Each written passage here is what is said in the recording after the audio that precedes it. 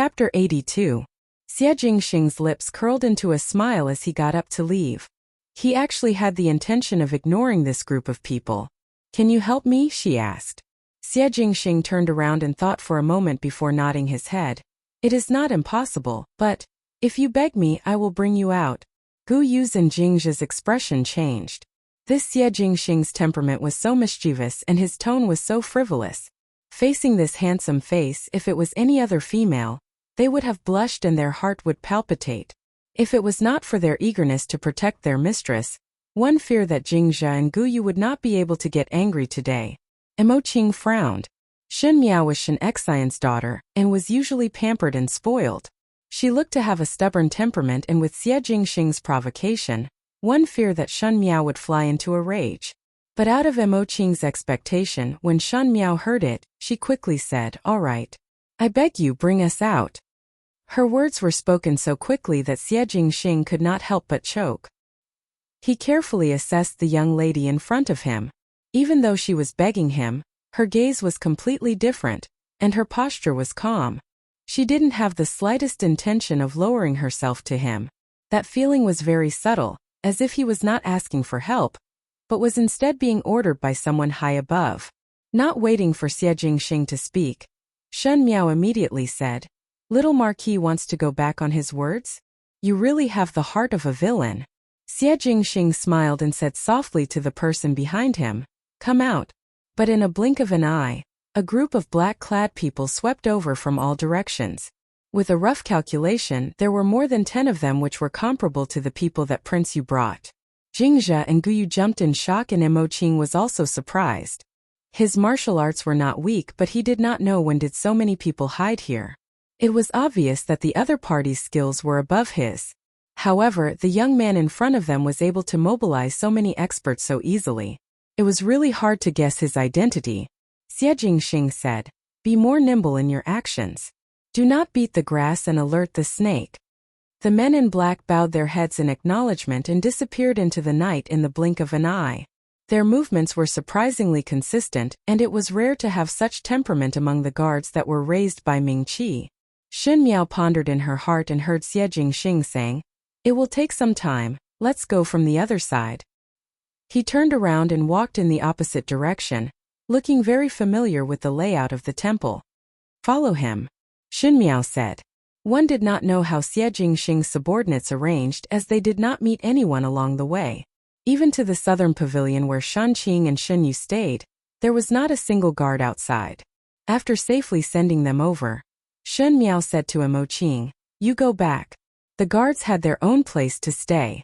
Tonight Mo Qing sneaked out, and if he was discovered, one feared that there would be changes. Gu Yu and Jingzhe accompanied Shen Miao into the room, but Xie Jingxing did not leave. Jingzhe stepped forward to stop Xie Jingxing from entering the inner room and looked at him vigilantly. "Gentlemen, please stay." Xie Jingxing really stopped and looked at Shen Miao's back as he said with a smile, "Shen Miao, you have wasted this marquis time for an entire night and you don't even need to explain?" Shen Miao's footsteps paused as she sighed in her heart. Xie Jingxing, this person seemed to be born with a clever and exquisite heart. His hearing and eyes were so sharp that it made others jealous, and many things could be seen clearly with just one look. She was too lazy to hide it from him and looked at Jingzhe and Gu Yu. "Both of you go to the outer room to sleep first. Little Marquis, please follow me." "Young lady." Gu Yu was somewhat flustered. "This is not reasonable. To be in the same room with an unfamiliar male in the night, it would be shocking if it was spread out. If she was caught by others, Shen Miao would really be finished." The matter with Fu Xiui could be said to be a young female's lovesickness. After all, nothing had happened, but this kind of matter would ruin one's reputation, and it would not be clear even if one jumped into the Yellow River. Chapter 83. No one knows what is wrong with it. Shen Miao did not intend to listen to the two maids and looked at Xie Jingxing. "Come in." Xie Jingxing shrugged his shoulders and followed Shen Miao into the inner room. Under the uneasy eyes of the two maids, Shen Miao calmly closed the door. After lighting the oil lamp and closing the windows, Shen Miao sat down in front of the table to isolate the pitter-patter of rain outside. Xie Jingxing leaned against the wall with interest as he watched her pour the tea and asked, "Why are you not afraid of me?" "Why should I be afraid of you?" Shun Miao retorted. An unmarried young lady and an unfamiliar male in the same room. Not afraid that I will do something to you? His smile became nastier, but under the light, he looked even more unreasonably handsome. Just now I have already heard about other people's unmarried affairs with you. Do not little Marquis feel that it is too late to be afraid now? Shun Miao lightly said. Xie Jingxing was surprised for a moment, and an incredulous look appeared on his handsome face. These years he had experienced a lot of things. He had seen the things that others at his age should have seen and seen the things that others should not have seen at his age. At least in the Ding capital and even in Mingqi, he was considered to be experienced and knowledgeable. But this was the first time that there was a female that mentioned the words unmarried affairs to him without batting an eyelid. Just now in the darkness he could not see Shun Miao's expression, but now thinking about it, ever since they went out, Shun Miao's voice was very calm and her attitude was very calm, as if the person who heard the unmarried affairs with him was someone else. He almost suspected if this girl was a monster. Are you a female or not? Xie Jingxing said as he crossed his arms. A normal female would not be so embarrassed that they would not be able to show their face and no longer mention the matter. But she did not have any reaction previously and even mentioned it afterwards without a shred of shame. Even if she was the daughter of the formidable great general, she was really too special. Shun Miao did not speak. Xie Jingxing nodded his head. Almost forgot. You are naturally not a female. You are just a little girl. Even though Shun Miao was experienced in her actions, her appearance was very cute, especially her white face that had not shed the baby fat. When she did not speak, she looked much younger. Xie Jingxing thought in his heart that it was most likely that she was too young, and did not know about the affairs of the boudoir, thus her attitude was so calm. The more he thought about it, the more he felt that it was because of this reason. Xie Jingxing walked over and looked down at Shun Miao. Just now the incense bill has not been settled with you and I almost fell down. He grabbed Shun Miao's face and pinched it twice. What do you want to say? Shun Miao was stunned for a moment as she did not expect that Xie Jingxing would suddenly make such an action, and the other party seemed to feel that it was very fun and pinched 2 more times. It was not a gentle pinch but a ravage that did not have any protective feelings for the fairer sex. It was as if he really treated her as a little girl who was ignorant of the ways of the world. Impudent! Subconsciously she shouted in a low voice. As soon as the words left his mouth, both of them were stunned. Under the light, the young man's handsome face stiffened. A complicated look flashed across his sharp black eyes. He retracted his hand, chuckled and lightly said, "This is the first time someone has told me I'm impudent." Shun Miao was somewhat angry at herself for losing her composure. Xie Jingxing was a person who did things that were somewhat out of common sense. Just now in a moment of desperation, she actually took out the demeanor of an empress from the inner and outer palaces. This person was very smart and it was best not to be discovered. But she did not know what to say and could only remain silent. Xie Jingxing broke the silence. He sat down on the chair opposite Shun Miao and poured a cup of tea for himself. Suddenly he thought of something and took out a paper bag from his bosom. It was a bag of delicately made pastries. Compared to the Guangfu Zhai in the capital, it looked even better. Chapter 84. Xie Jingxing ate the pastries in big mouthfuls and drank tea before saying, "Came in a hurry and did not eat dinner. Piske, this tea tastes bad." He had the appearance of a picky gentleman. Marquis Xie is here to drink tea and eat pastries? Shun Miao looked at him. Naturally not. Xie Jingxing suddenly smiled and picked up a pastry and stuffed it into Shun Miao's mouth. His actions were too fast and when Shun Miao reacted, there was already a sweet taste in her mouth. Xie Jingxing propped up his chin and glanced at her. His posture was leisurely but the words he said were very sharp. "Eat my food and now answer my question." The fragrance of the pastry spread in the mouth and there was a touch of sweetness and moderate fruity taste that lingered in the mouth.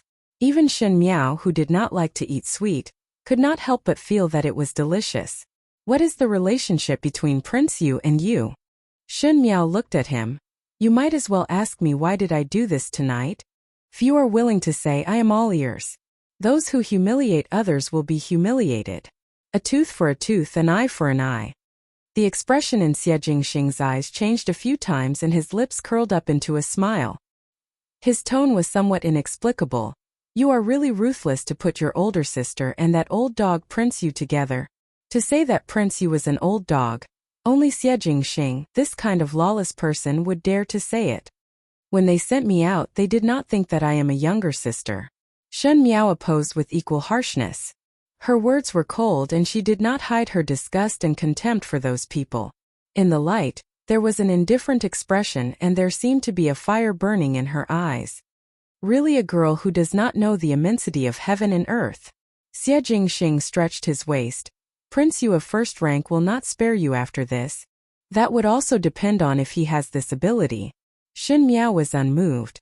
You speak so much to me. Xie Jingxing muttered to himself and his body suddenly leaned forward, almost reaching the tip of Shen Miao's nose.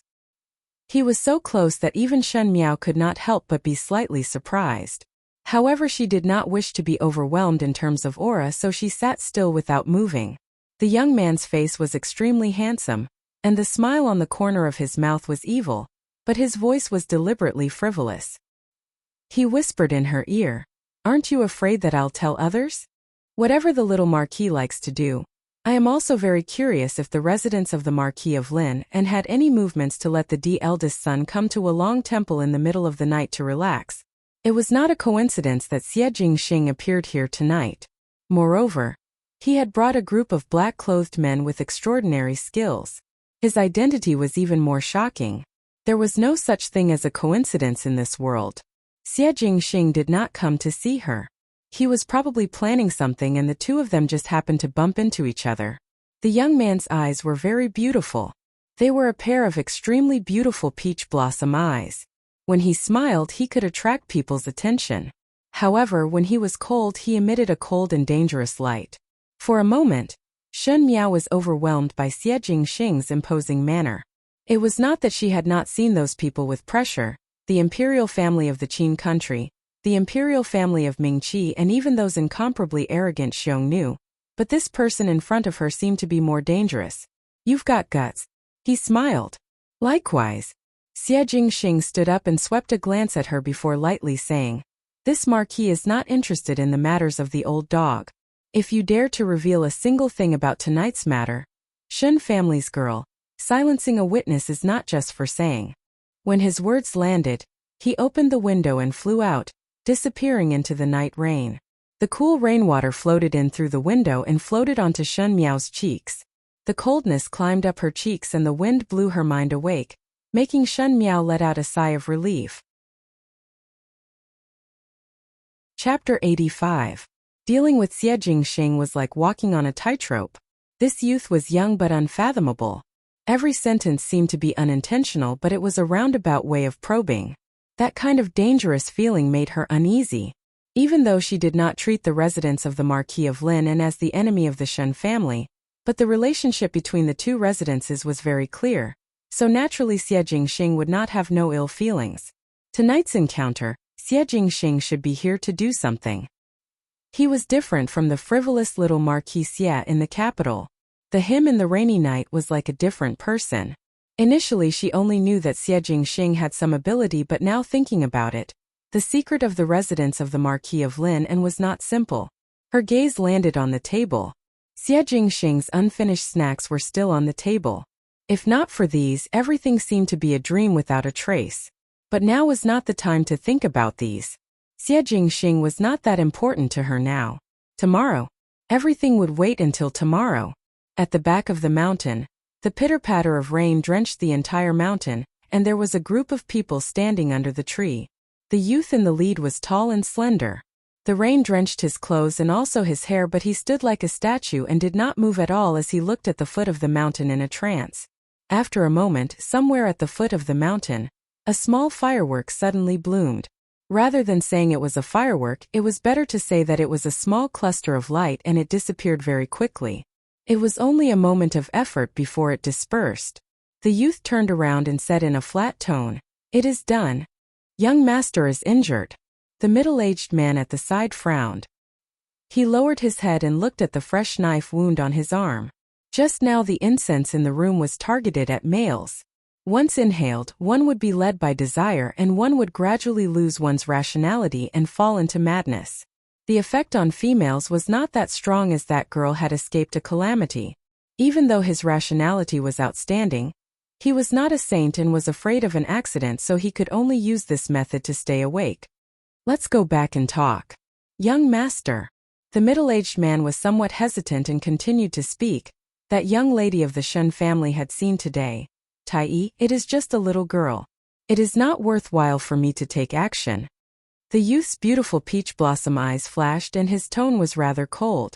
The man was somewhat afraid of him, but after thinking about it, he still plucked up his courage and said, "But the Shen family might know." "The Shen family doesn't know." The youth coldly said. "The Shen family are all stupid. It is not easy to have a smart one." He seemed to have thought of something and smiled gently. "It is a pity." The middle-aged man moved his lips but didn't say anything in the end. "Let's go."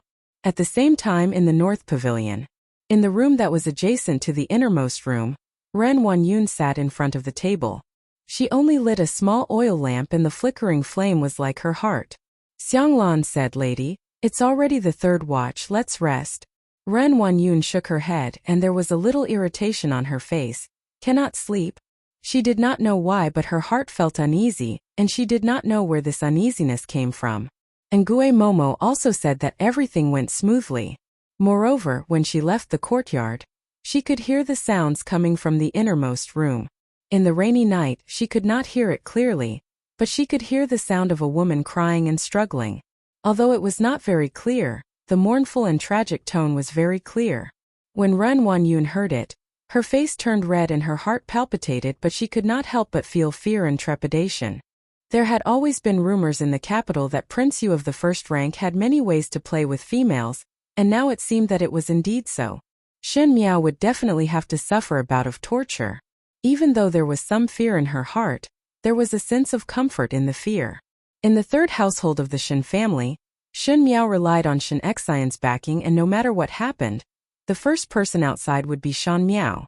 Shen Yu was a talented female who was famous in the capital, and only Shen Qing was slightly mediocre. But she still had a son, and now that Shan Qiu was following Shen Xian, in the future he would definitely compete with Shen Yuanbo for the family property. But now wasn't Shen Miao being played with by others? Then that eldest saw who had eyes on the top. If she knew that her daughter had done such a shameful thing, would she protect Shen Miao? Or would she give Shen Miao a piece of white silk? Chapter 86. Thinking of this, the panic in Ren Wanyun's heart lessened a little. She looked at the sky. "I will rest for a while." Xianglan and Kaiju saw that she was finally willing to rest and could not help but reveal a happy expression. They quickly helped Ren Wanyun to lie down on the bed and said, "Foreign rest for a while. One still need to preserve one's energy for tomorrow." "Yes," Ren Wanyun muttered. "One still need to preserve one's energy for tomorrow." After all, the wonderful show tomorrow was waiting for her to personally end it. This rain continued for the entire night. In the quiet mountain forest after the rain, everything withered and became even colder after the autumn rain. The air was filled with a moist fragrance. Early in the morning, the monks in the temple started to strike the bell.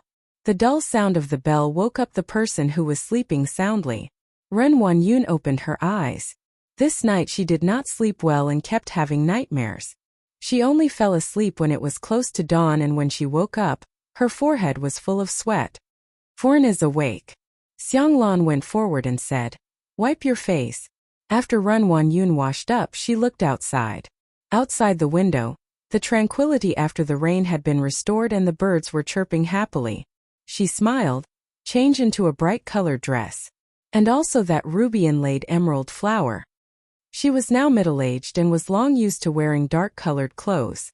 It was rare that she personally picked out bright clothes to wear. Kaiju smiled.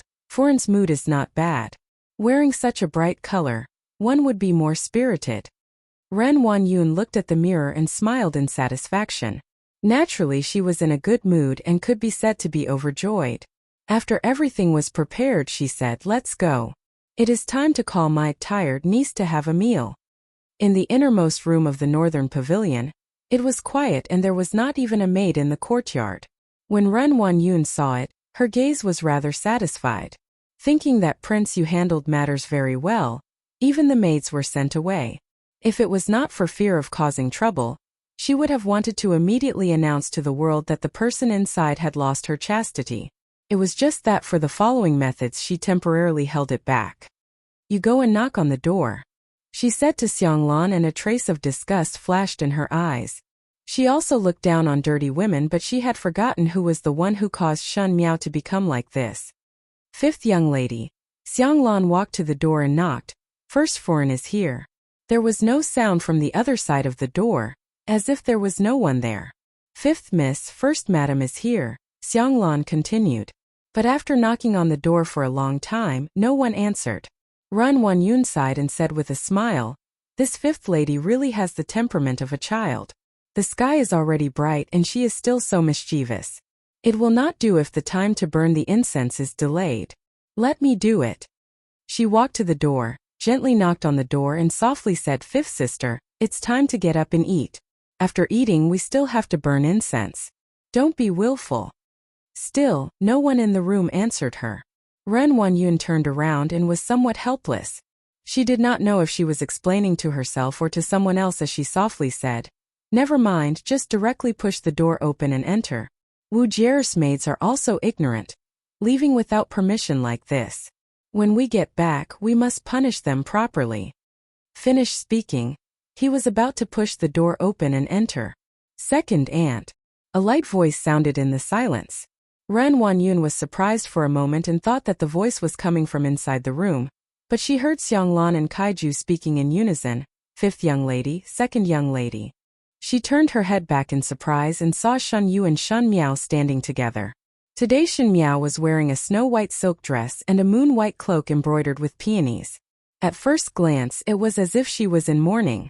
To think that Shen Miao was dressed in mourning, one was used to seeing Shen Miao's bright red and green and somewhat rustic attire. This outfit was simply elegant and out of the world. Coupled with her slightly cold expression, there was a kind of moving feeling. Chapter 87. A trace of jealousy flashed in Shen Yu's eyes. She did not know when it started, but this idiot Tang younger sister's appearance was not inferior to hers. But she did not expect that Shen Miao's looks were not bad originally, but because she was deliberately dressed up in a vulgar manner. Now her temperament was outstanding, and coupled with her appearance gradually maturing, naturally there was no comparison. Ren Wanyun was also dazzled by Shen Miao's dressing, and she frowned. Why is fifth lady dressed so inauspiciously? This white and plain, one would think that our family is having a funeral. Second Shen is wearing bright today, Shen Miao said with a light smile. Ren Wanyun looked at her own clothes and suddenly thought of something as she carefully sized up Shen Miao. She did not know why Shen Miao would come back from outside and look so calm. But last night's matter could be deceived to others but not her. She had the heart to confirm something, so she walked up to Shen Miao and pulled Shen Miao's arm with a smile before asking with concern, did fifth lady sleep well yesterday? Thanking second Shen for the trouble. I slept well. Shen Miao smiled. Ren Wanyun carefully observed Shen Miao's expression, and saw that it was not fake, and her heart was somewhat bewildered. When did this Shen Miao train to be able to maintain her composure? Would ordinary females not cry to the heavens and earth when they encounter this kind of matter? Why was she so calm? Could it be that it was all an act? She had clearly heard that miserable female voice last night. Looking at Shen Miao's pair of clear eyes, Ren Wanyun's heart suddenly felt uneasy, and this uneasiness made her somewhat flustered. She smiled as she leaned close to Shen Miao. I am relieved that fifth lady slept well. At first glance, one would discover that Shen Miao's neck was as white as jade. She was originally born with a fair complexion, and at this moment it was like jade. There was not even a trace of stain, not to mention a scar. It was impossible. Prince Yu's methods of playing with females had always been brutal. So how could there not be any traces on Shen Miao's body? Shen Yu looked at Shen Miao and then looked at Ren Wanyun. She felt that something had happened, but she did not know what it was. Ren Wanyun's uneasiness was getting bigger and bigger. She grabbed Shen Miao's hands and said with a smile, this weather is really cold. Is fifth lady not cold from wearing so thin? As she was speaking, Ren Wanyun suddenly pulled Shen Miao's sleeves, and that white sleeves were suddenly pulled up, revealing a white wrist. His arm was white and clean like the finest mutton fat jade. There was not a single mark on it. Ren Wanyun stood blankly on the spot. Shun Miao withdrew her hand and smiled. Second Shen seems to be inspecting something. No. Ren Wanyun forced a smile. Just now my hand slipped a little. Her heart was somewhat absent-minded and did not know what expression to make. Why was there not a single scar on Shun Miao's body? She was an experienced person, and not to mention a person like Prince Yu. Even an ordinary male would more or less leave a mark on a female's body. Could it be that Prince Yu of the first rank did not have such means on the surface? But Shun Miao's current expression did not look like she had suffered a lot of blows. But Shun Miao maintained such a nonchalant appearance. How could some things be said? Her eyes swept around and only saw Huang Ying and Qing Wan by Shun Yu's side, but did not see Jing Zhen Guyu. Her eyes turned and said, "Where did the two maids beside Fifth Lady go to? They disappeared early in the morning. I asked them to bring some porridge over. When I woke up this morning, I felt that my throat was somewhat uncomfortable. This place is far from the kitchen." Ren Wanyun smiled. This child just directly say it. But isn't the kitchen in the southern pavilion? Chapter 88. Not bad. Shun Miao looked at her. I came over from the southern pavilion. What nonsense are you saying to Second Shen? Ren Wanyun smiled. Did you not stay in the northern pavilion last night? Before she finished speaking, she saw a smile on Shun Miao's face. Ever since she woke up from falling into the water, her expression was very cold, and most of the time it was just a smile, but now this smile seemed to come from the bottom of her heart. It was very bright, but one did not know why, but it made one's heart cold. Ren Wanyun's heart sank as if it was made of lead. For it is not good. Young lady is missing. Following the female's panicked shouts, what came into view were the two maids' anxious expressions. It was not others but Yan Mei and Shui Bai who were beside Shen Qing. What did you say? Ren Wanyun suddenly screamed. Shen Yu was slightly surprised. Shen Qing actually disappeared? She sneaked a glance at Shun Miao, and the latter's expression was magnanimous and calm, as if she heard a greeting. How can Qing'er disappear? Ren Wanyun grabbed Yan Mei's collar, and her eyes were as fierce as a mother beast. Oh, I know about this. Shun Miao suddenly spoke. Everyone's eyes landed on her. In the silence, Shun Miao laughed softly. I just came over from the southern pavilion. Why? Naturally it is because I was resting in the southern pavilion yesterday. Last night I really could not sleep, so I went to look for eldest sister, hoping to exchange rooms with her. Eldest sister agreed and most likely felt that with second Shen staying next door, she would be more at ease. This morning I met second older sister when I went out and came over with second older sister.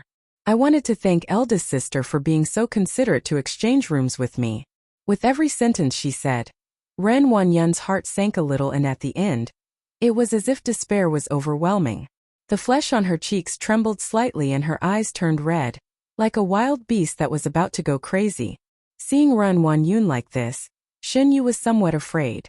She roughly guessed that something big had happened, but seeing that the first household who had always been secretly at odds with her mother had fallen into such a situation, naturally she rejoiced in other people's misfortune and followed Shun Miao's words. Correct. Early in the morning this morning, I saw fifth younger sister walking out from the room next door, and at this moment came to look for second younger sister to have a meal together. Shun Miao's voice was as light as a feather, but it heavily hammered on Ren Wanyun's heart, making her so painful that she wanted to vomit blood. It wasn't me who slept here last night. It was big sister.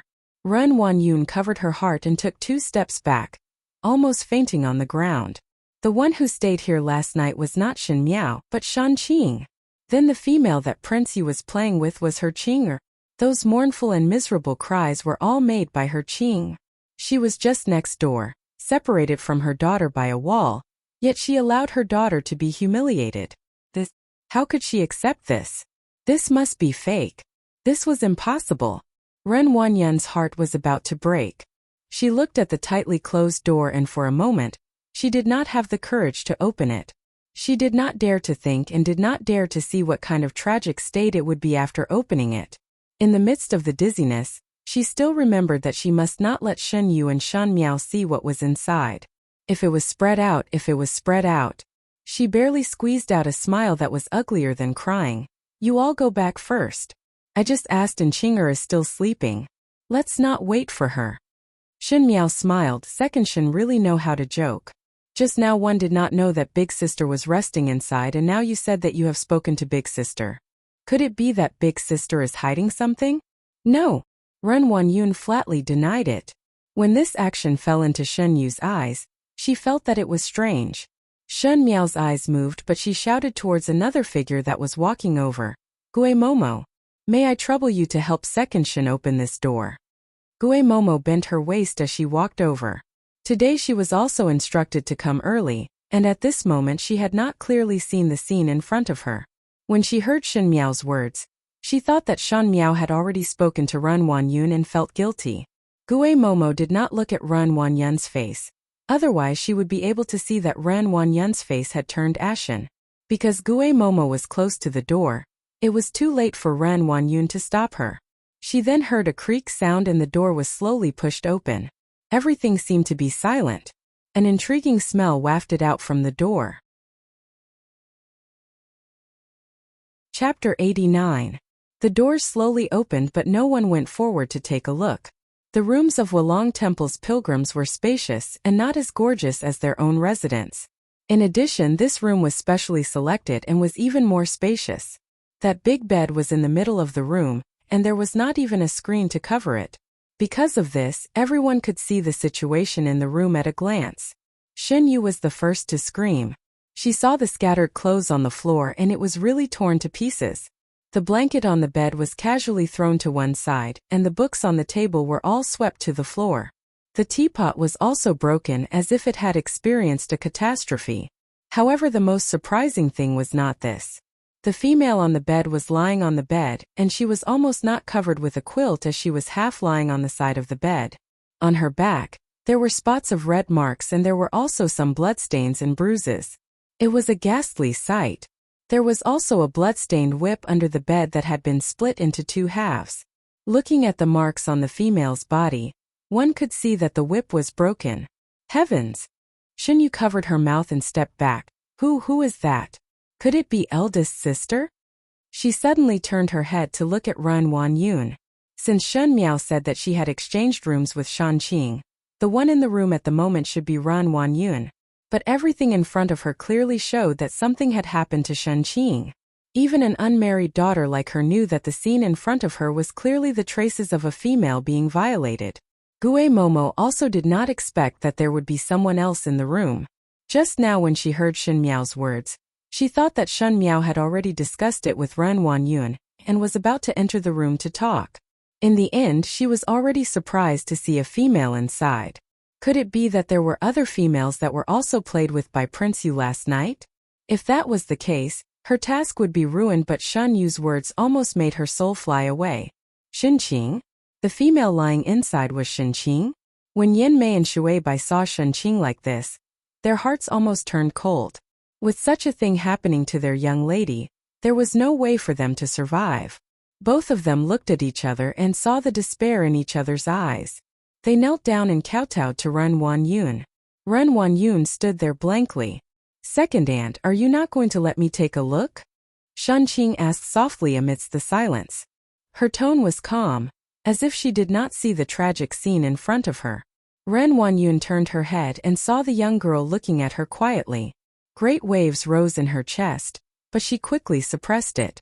She just quickly walked into the room with a pale face, and walked to the side of the woman who was half lying on the bed. The woman's hair was disheveled, and there were many strands of hair on the ground. It was obvious that a lot of her hair had been ripped off. Ren Wanyun shakily stretched out her hands and flipped the female over. With a loud rumble, as if to reflect her mood, the rain that had stopped suddenly fell again.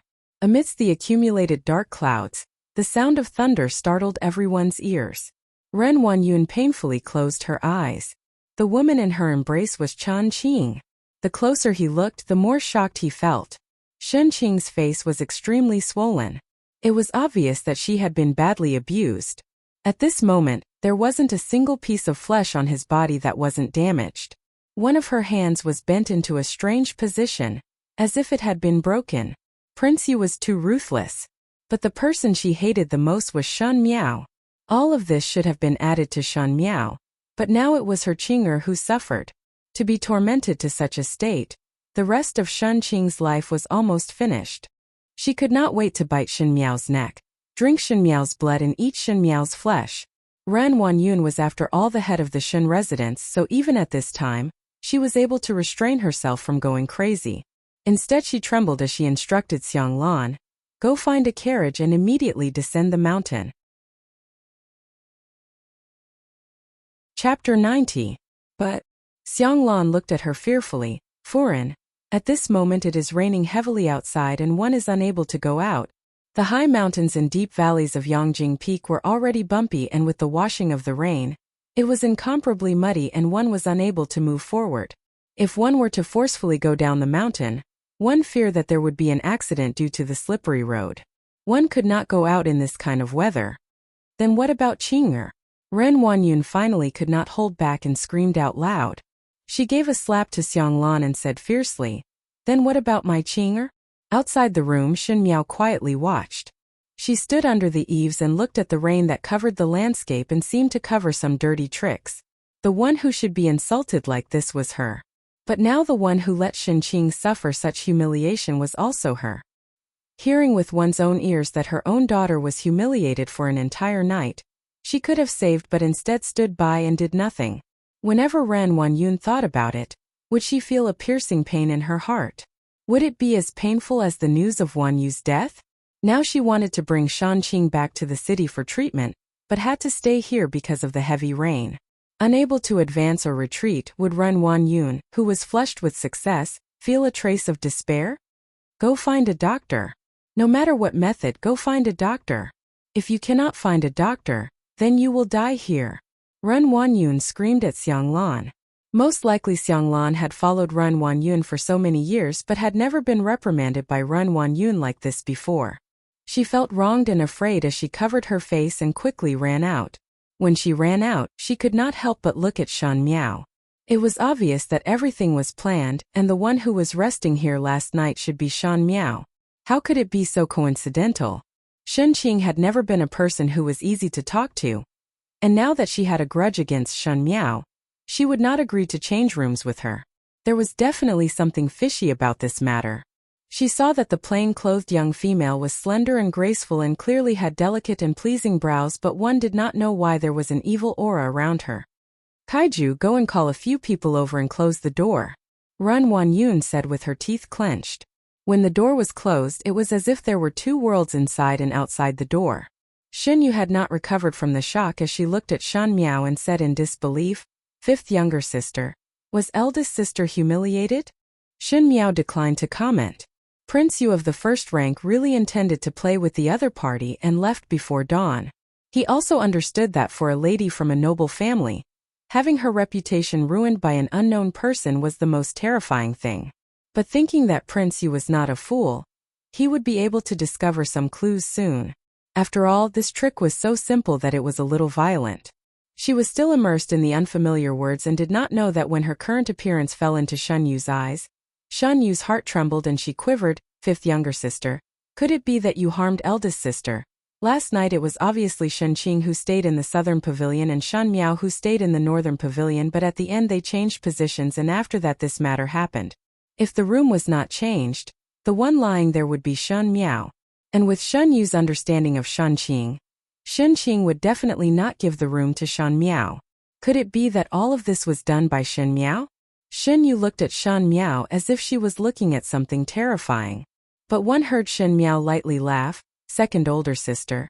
Rice can be eaten indiscriminately but words cannot be spoken indiscriminately. How would I have that kind of ability to harm eldest sister? You have overestimated me." But Shen Yu's heart was still somewhat suspicious. She did not know why, but she felt that there was something wrong with Shan Miao. And last night's matter was definitely related to Shan Miao. Chapter 91. If one has the heart to worry about these things, it is better to worry about yourself, Shen Miao said. "Me?" Shen Yu tensed up. "What about me? Do you think that after seeing eldest sister's private matter, the two maids by your side can still live? What? It seems that second older sister is really ignorant of the sinister ways of the world." Shen Miao gently smiled. "How long do you think that a servant who knows the master's secret, especially when this secret is a scandal, can live. Huang Ying and Qing Luan, who were beside Shen Yu, suddenly turned pale. They naturally knew that in a noble family, there was no lack of dirty and shady matters. Once it was seen by the servants, the only road left for the servants was death, as only dead people could keep secrets. Shen Qing was humiliated by the evildoers, and the two maids saw it so naturally there was no way for her to live. Shen Yu turned pale with fright. She was just so shocked that she had forgotten about this matter. It was not that she was a sentimental person, but to groom a personal maid, one had to put in a lot of effort. If they were sacrificed in vain because of this matter, and moreover it was the two most suitable ones, how could she be willing? Not only the two of them. Shun Miao gently smiled and her eyes swept across Yan Mei, Shui Bai and Gue Momo, who were present, with a meaningful gaze. None of them can escape. Gue Momo and the two maids almost fainted. What was there to be afraid of? What was there to be afraid of? When a person achieved Tao, the chickens and dogs would ascend to heaven, but if the master was not good, the servants would also not be able to escape. In the previous life, when the Shun family's property was confiscated, these unruly servants who used their power to bully others were also helping outsiders. What kind of master they followed, they would have to accept what kind of ending. Otherwise, to only injure one person at a time, would it not be overkill? She turned to leave, and when Shen Yu saw it, she quickly called out to her. Where are you going? Did you not come to Wulong Temple to offer incense? Shun Miao lightly answered. I also have many doubts and naturally have to ask Buddha. Offering incense is not considered as a wasted trip. Dressed in plain clothes, she left just like that, and the cold figure did not stop at all, as if such an earth-shattering event had not happened here today. Everything went according to plan. After a night's sleep, he went to burn some incense and pray for peace. Not right. Shen Yu suddenly spoke. Why are her two maids not here? Gue Momo was also stunned. Today, when Shen Miao met Shen Yu early in the morning, she said that Jingzhe and Guyu would go to the kitchen to get some food and did not appear until now. Thus she did not know about Shan Qing's situation. Now thinking about it, how could there be such a coincidence? Shen Qing and Shun Yu's maids had witnessed the scandal and could not escape, but Shun Miao's maids were not present. It was obvious that she deliberately sent them away. She had long known that something like this would happen today. She had long known that something would happen to Shen Qing. Shen Qing's current fate was orchestrated by her. Shen Yu turned her head to look and walked along the eaves, but Shun Miao's back was already gone. But those clear eyes with hidden sharpness seemed to appear in front of her, causing her to involuntarily feel a chill. At noon the rain finally stopped. Xianglan ran all over the mountain but could not find a doctor. Usually, other than the occasional pilgrims, no one would pay attention to this place. When the monks in the temple fell ill, they would just grab some herbs to boil and eat. Xianglan could not find a doctor, and could only go to the monks to ask for some calming medicinal herbs and topical medicine for Shan Qing to use. The room was filled with a strange smell of medicinal herbs, and even though it had been cleaned up, that smell still lingered for a long time. The female on the bed had her eyes closed, and Ren Wanyun was sitting by the window. In just a few hours her brows seemed to have aged by 10 years. Chapter 92. The maids in the room did not dare to make a sound. With such a big thing happening, it was difficult to guarantee that their mistress would not be angry.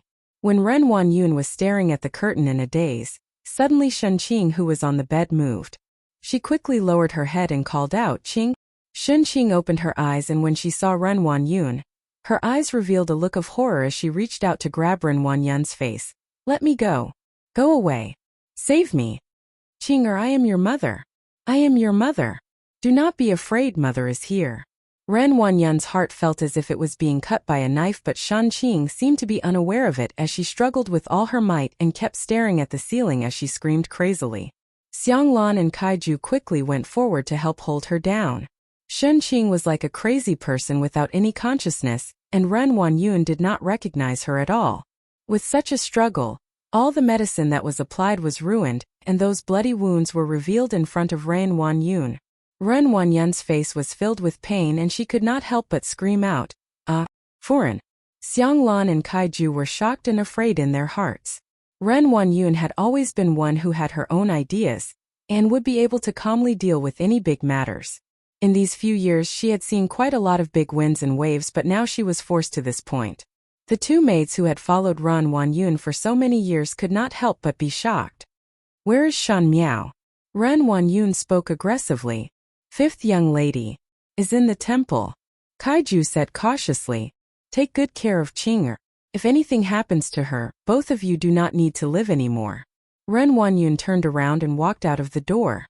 In the Buddhist hall, a huge golden Buddha statue stood towering as it looked down on all the believers with benevolent eyes. In front of the grass, Shen Miao was kneeling on the ground with incense in her hands, but one did not know what she was thinking about. From the morning till now, she had been kneeling here for a few hours. "Young lady, it is better to get up and rest," Jingzhe consoled. "It is not worth it to injure one's body by kneeling. Buddha must have already seen your sincerity, and what you wish for would definitely be realized." What one wished for would definitely be realized. When Shen Miao heard that, her lips pulled out a bitter smile. What she wished for could no longer be realized. Although the mistakes of the previous life could be redone in this life, those who had already passed away in the wrong life would not come back. Her Wanyu, her Fuming, did they have a chance to start over? It was likely that it had long since turned into a glimmer of light in this boundless world of mortals, leaving nothing behind. Moreover, she was not a believer. Shen Miao raised her head to look at the huge golden Buddha statue. It was just a cold statue, and it was impossible for it to really save all living beings. If the heavens had eyes, how could they let good people end up in such a miserable state? The bad guys are free and unfettered? She knelt there, offering incense stick after incense stick. She was not worshipping Buddha, but someone who had died in her previous life. Those who died because of her. Since her rebirth, she didn't have any opportunity or reason to pay respects to these people, including her non-existent children. Now that she was here, she could only use the incense in front of the Buddha to pay respects to the dead. "Shen Miao!" An aggressive voice suddenly burst in. Shen Miao smiled. The people of the world like to be impatient. She rubbed her sore knees and stood up. Turning her head, she looked at Ren Wanyun in front of her and said with a smile, "Second Shun." Seeing Shen Miao's smile, Ren Wanyun felt that it was even more ear-piercing. She quickly stepped forward and raised her palm to slap Shen Miao's face. Jingzhe and Guyu wanted to stop her, but it was already too late. The expected crisp sound did not appear. Shen Miao grabbed onto Ren Wanyun's arm and her palm stopped in front of her. One do not know why Second Shen is so impulsive. Even though you can discipline me on behalf of father and mother, but to hit others without any explanation, one fear that ordinary families do not have such a rule, she said. Chapter 93. Ren Wanyun did not expect that Shen Miao would actually block her slap. The young female in front of her was slender, but it was very painful to hold her arm. That Tang niece who was originally the most obedient, easy to coax and the one who could be held in the palm of one's hand, had actually grown taller. She could no longer use the gaze that she used when she was young to look down on her. If she was not careful, she would be plotted against by this little slut who did not even blink. She put down her hand unwillingly and gritted her teeth. "Shen Miao, do not pretend to be stupid. Qing'er's matter was done by you, right?" Now that Shen Qing was not in a clear state of mind, there was no way to know how the matter came to this stage. But Ren Wanyun was also clear that if this matter was not related to Shen Miao, she would not believe even if she was beaten to death. She did not know what methods Shen Miao used, but to touch Shen Qing and make her become like this, she would definitely not let it off lightly. "I am also very regretful that eldest sister was harmed by evil people, but how can second Shen suspect me?" Shen Miao gently smiled. "After all, if eldest sister and I did not change rooms, the person who would be harmed today would be me.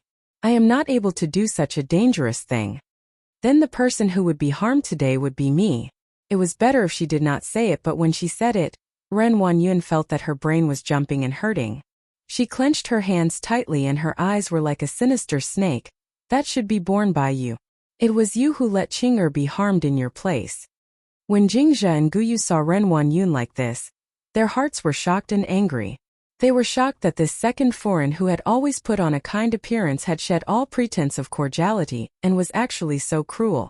They were angry that if it was not for Shen Miao's alertness last night, The three of them, master and servants, would not have a good ending today. But Ren Wanyun actually blamed it. This was simply the evil person complaining first. She did not want any face at all. Second, Shen must not say that. There is still Buddha above. Shun Miao chuckled, and as her eyes moved, there seemed to be a strange light in her eyes. Everything in this world has a final conclusion. Last night the one who had an accident was not me but eldest sister. Perhaps it was also predestined. Second, Shen did not blame the evildoers and did not blame the heavens but instead blame me. What kind of logic is this? Ren Wanyun was almost angered by Shun Miao to the point that people and horses almost flipped over as she sneered. You are really eloquent. It was me who looked down on you in the past. Oh, Second Shen actually looks at me like this. Shun Miao smiled without much care. Ren Wanyun looked at Shun Miao in front of her. The plain-clothed young female had a gentle demeanor and there were signs of her delicate facial features. She had already started to lose the original immaturity, and one did not know when it started, but that stupid idiot Shun Miao had completely disappeared. The Shun Miao of the past could not be found in front of this person. She had been playing politics in the inner courtyard for so many years. This was the first time she had fallen into the hands of a little girl, and she had paid such a painful price. The more graceful Shun Miao was, the more it reminded her of Shan Qing's misery as she lay on the bed. Shun Miao, if you are pretending to be confused, I might as well tell you honestly. Ren Wanyun suddenly laughed sarcastically. Since they had already shed all pretense of cordiality, there was no need to put on a mask of kindness. She said, do you think this is over? Old madam won't let you off, your second uncle won't let you off, and that person will also not let you off. Your ending will definitely be tens of thousands of times more miserable than Qing'er. You will definitely be pillowed by thousands of people, and forever be reduced to a slut that cannot be seen in public. Foreign, be careful with your words. Jingzhe and Guyu spoke in unison. This Ren Wanyun was the second foreign of the Shun residents, and in any case Shen Gui was also part of the officialdom. Ren Wanyun usually looked amiable and noble, but would actually say such vicious and vulgar curses. It was not an exaggeration to say that they were enemies. Shun Miao was still young, and if her ears were to be polluted by such filthy words, how could it be? Chapter 94. Ren Wanyun then seemed to notice Jingzhe and Guyu and sneered. You even put in so much effort to protect two maids. I want to see how long you can protect them. Finishing, she looked strangely at Shun Miao before turning around and leaving with a flick of her sleeves. After Ren Wanyun left, Jingzhe and Guyu looked at Shun Miao in panic. Guyu said worriedly, young lady, is it really good to shed all pretense of cordiality with her? Eventually it will be torn apart. No matter how well it is maintained on the surface, she would not have the slightest bit of soft-heartedness. What is the point of doing something that is a waste of effort? Shun Miao said. The way of survival in the harem was that if the enemy was in the light, then let them be in the light. If they were in the dark, then think of a way to let them be in the light. She did not have the mood to play a superficial game with Ren Wanyun. This game was like a storm from the beginning, and Ren Wanyun had already lost her mind due to her anger. What would happen next would definitely be a crazy revenge. But, after returning to the residence, Old Foreign would definitely favor them. Jingzhe said softly. Old Shen Foreign favored the second household the most, not only because Shen Gui was Old Shen Foreign's biological son, but also because Ren Wanyun gave birth to two sons for Shen Gui. Needless to say about Shen Yuanbo, the second household's eldest son, who was currently in another place, would also return to the Ding capital at the end of the year. With two grandsons, how could Old Shen Foreign not favor the second household? Moreover, when Ren Wanyun opened her mouth to please Old Shen Foreign till she was dizzy, no matter what she said when she returned, it was all Ren Wanyun's idea, so who would believe Shun Miao's words? So be it. I didn't expect these people to make decisions for me anyway. Shun Miao smiled. When her smile fell into Guyu's eyes, Guyu's nose turned sour and suddenly said, if it is really so, this servant will take this matter out to threaten. If young lady has anything bad, even if this servant has to risk this life, this matter will be spread to the world. Not bad. Jingzhe's expression also turned cold. Even though this method of killing 3,000 enemies and losing 10,000 oneself is somewhat stupid, but at that time, one would not let them have an easy time. Shun Miao was somewhat stunned as she did not expect the two maids beside her to have such boldness. After being surprised for a while, she smiled. That's right, in order to protect her, Guyu admitted to the crime of stealing the imperial palace's jade wares and was executed by the crown prince of the Qin country. Jingzhi used her beauty to entice the powerful minister and willingly became a concubine, and was beaten to death by the wife of that powerful minister. The two of them had always been loyal to her. It was a pity that she couldn't give them anything in her previous life. Now that he was reborn, he had to protect these girls no matter what. Some mistakes only needed to be made once. There's no need for that. I didn't intend to spread this news. Second aunt won't let it spread out. Then wouldn't this matter be covered up? But after all, paper cannot wrap fire. If eldest young lady were to get married, it would naturally be discovered. Guyu was somewhat puzzled. Even if he could hide it for a while, he couldn't hide it forever. Unless Shunqing didn't marry for the rest of her life, everyone would know that she would lose her chastity once she married. So they will definitely find a way to deceive everyone. As for how they want to deal with me, it's nothing more than asking that person for help. That person? Jingzhi questioned closely. Who is that person? Naturally, it is that evil person who humiliated eldest sister. Shun Miao chuckled. Could it be that you all really think that last night was an accident? Jingzhi's and Guyu's body trembled. Even though they had already faintly guessed some signs, they were not willing to believe it. They did not believe that there would be someone who would harm Shun Miao like this. This method was just too vicious to force one to a dead end. They did not believe that Shun Miao would be able to predict the future, and even more did not believe that it was the second household of the Shun family who did such a thing. Even though they knew that the people in the eastern courtyard did not have good intentions, they did not expect that it would be to such a state. This kind of method was obviously used to deal with enemies. Chapter 95. Young lady. Was it really done by second foreign? Guyu opened her mouth with difficulty. If it was just an accident, they would feel fortunate that Shun Miao escaped that night, but if it was intentional, then the second household of the Shun family could only reap what they sowed. But why would young lady say that second foreign looked for that person to help? That person did not casually find a person? Jingzhi was somewhat dizzy. If Ren Wanyun casually found someone to taint Shun Miao's innocence, now that it was a freak combination of factors, Ren Wanyun could not wait to kill that person, so why would she let that person help? Because that person is Prince Yu of the first rank. Jingzhi and Guyu sucked in a breath of cold air. The things that they did not understand before, now they seemed to understand. If that person was Prince Yu of the first rank, then everything would be clear. Previously it was seen that Prince Yu of the first rank seemed to be interested in Shun Miao. But what kind of person was Prince Yu? Ordinary females would make a detour when they saw him. If Prince Yu of the first rank had a private deal with Ren Wanyun, then Ren Wanyun would most likely help Prince Yu to humiliate Shun Miao. But now that both of them were in a freak combination of factors, if Ren Wanyun were to inform this matter to Prince Yu of the first rank, with Prince Yu's temperamental temperament, he would definitely not let Shun Miao off after being deceived under his eyelids. Young lady now, do you want to write a letter to master? Guyu and Jingzhi panicked. Prince Yu of the first rank was an existence that one could not go against. Forget about power, forget about temperament, there was still the imperial family as a shield. No harm. Shun Miao's eyes strangely brightened. Shun Qing is only a primer. The one that I want to deal with is Prince Yu of the first rank. She turned her head to look at the green smoke curling up from the Buddhist shrine. Wen Yue, your life is really hard. You are like a flower at such an age, but your youth is gone forever. You have the title of a princess, but you are not even comparable to grass. Mother cannot do anything for you, at least now, at least in this lifetime. Mother will help you get back at those who had bullied you. In a certain pavilion outside the Ding capital, the white-clad gentleman was playing with the porcelain cup in his hand and said curiously, so to say, that Shun family girl actually had enmity with Prince Yu? Using her own Tangji's hands to slowly pull Prince Yu into the pit, her methods were indeed brilliant, but as a female, she was too ruthless. He shook his head with a regretful expression. Prince Yu of the first rank?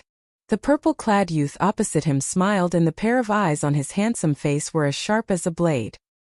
He lazily said, I think that the one she wants to deal with is not Prince Yu. Not Prince Yu of the first rank? Who is that? The man in white paused and looked at the person in front of him. You think? How about using Prince Yu as the entrance to kill into the Mingqi imperial family? The youth lightly answered. A burst of autumn rain and a burst of cold. However, after a night of autumn rain, there was no longer any trace of summer heat.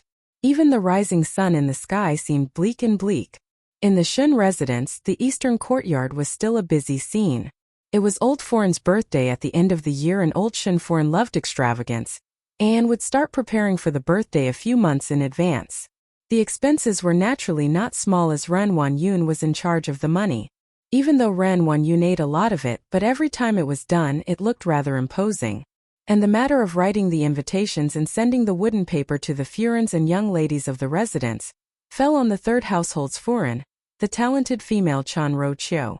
Even though she was already middle-aged, Chan Ro-chio still maintained the figure of a young female. Perhaps it was the scholarly air that added a lot of bearing to her. As compared to the plump Ren Wanyun, Chan Ro-chio's appearance was a notch higher. It was because of her beautiful appearance, gentle temperament, and her ability to recite poems that the third master of the Shun residence, Shan Wan, was completely bewitched.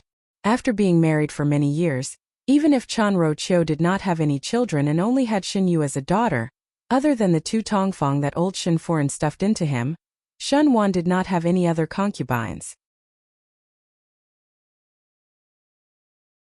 Chapter 96. Among the 3 sons in the Shun residence, each had a different temperament. Shin Xine was upright and resolute, but was too boorish and not attentive enough, and was somewhat loyal. Shun Gui was good at flattering and was successful in the officialdom, but was greedy for money and lustful. Other than Ren Wanyun, there were a few concubines in the residence. It was just that Ren Wanyun's methods were powerful, and even though there were many concubines, there was only one Shu daughter and was not able to threaten the position of a D child. Third Master Shen Wan, on the other hand, had genuine talent and genuine knowledge. If one were to say that among the 3 sons, Shin Xine followed the old general and walked the path of a military official, Shen Gui and Shan Wan walked the path of a civil official, then compared to his second older brother, Shan Wan had some real ability. But this did not mean that Shan Wan did not have any flaws.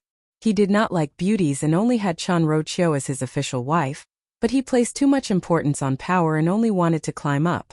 For this, he even stepped on his own superior. At this moment, Ren Wanyun was carefully writing an invitation. The sun shone through the window and slanted onto her body. It made her facial features as soft as a young female's. Shen Gui was tidying his collar and could not help but smile when he saw it. He walked to her side and hugged her from behind. Yeah. Chan Ro-chio rebuked. What is master doing? It caused me to not write the words well and waste an invitation in vain. Let me see. Shan Wan pretended to pick up the invitation to take a look and commented. The handwriting is graceful, just like the owner of the words.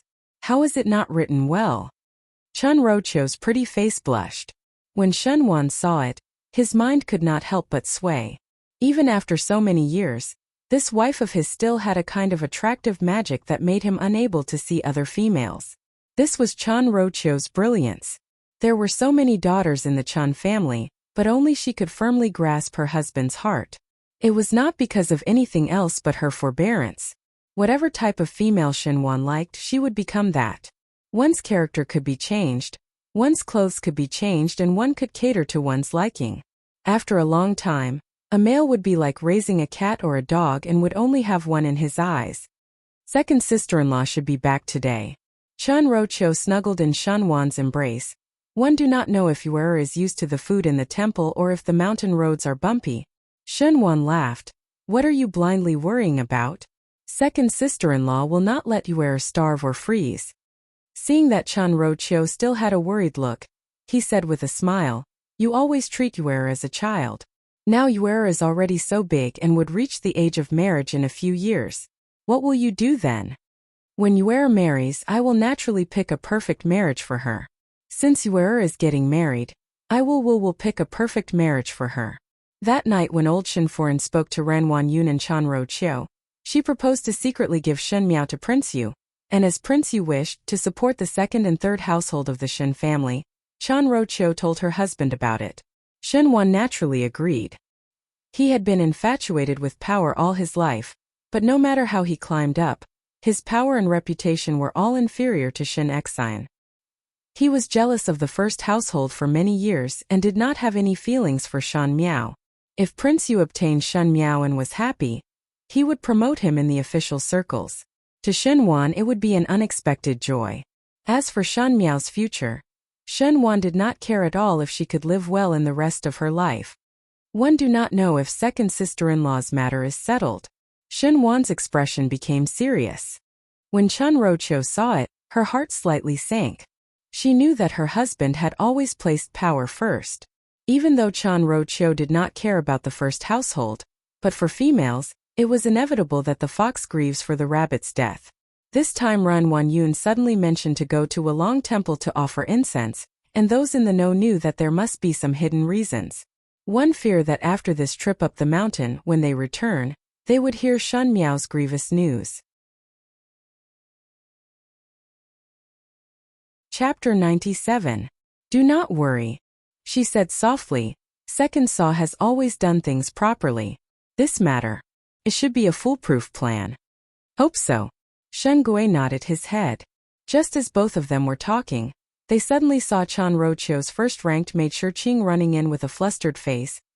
Second foreign has brought the three young ladies back. Seeing Shirqing's expression, Chan Roqiu was much more relieved and knew that the matter was most likely successful. She smiled and looked at Shen Gui, then changed her expression to one of concern. She asked Shirqing, "Are the three young ladies all right? Are they tired?" "No, not good," Shirqing stammered. "Eldest young lady has gone crazy." Chan Roqiu's smile abruptly stopped. Everything was like a dream.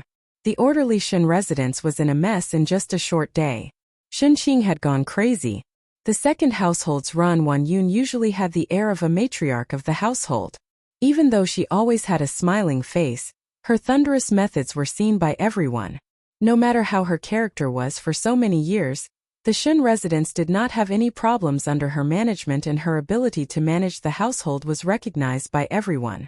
However, this noble matriarch, who was always smiling calmly, for the first time revealed a tired and crazy look in front of the servants.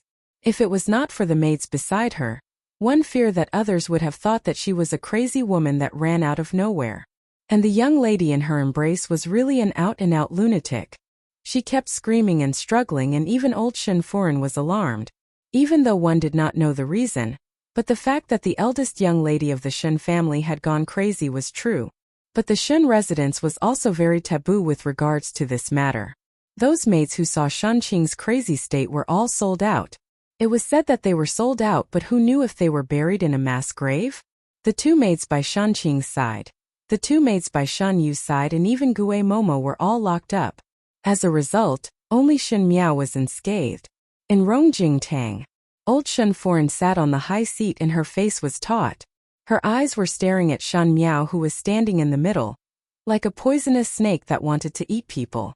Three perfectly fine young ladies went, and those that should have an accident did not have an accident, but those that should not have an accident had an accident.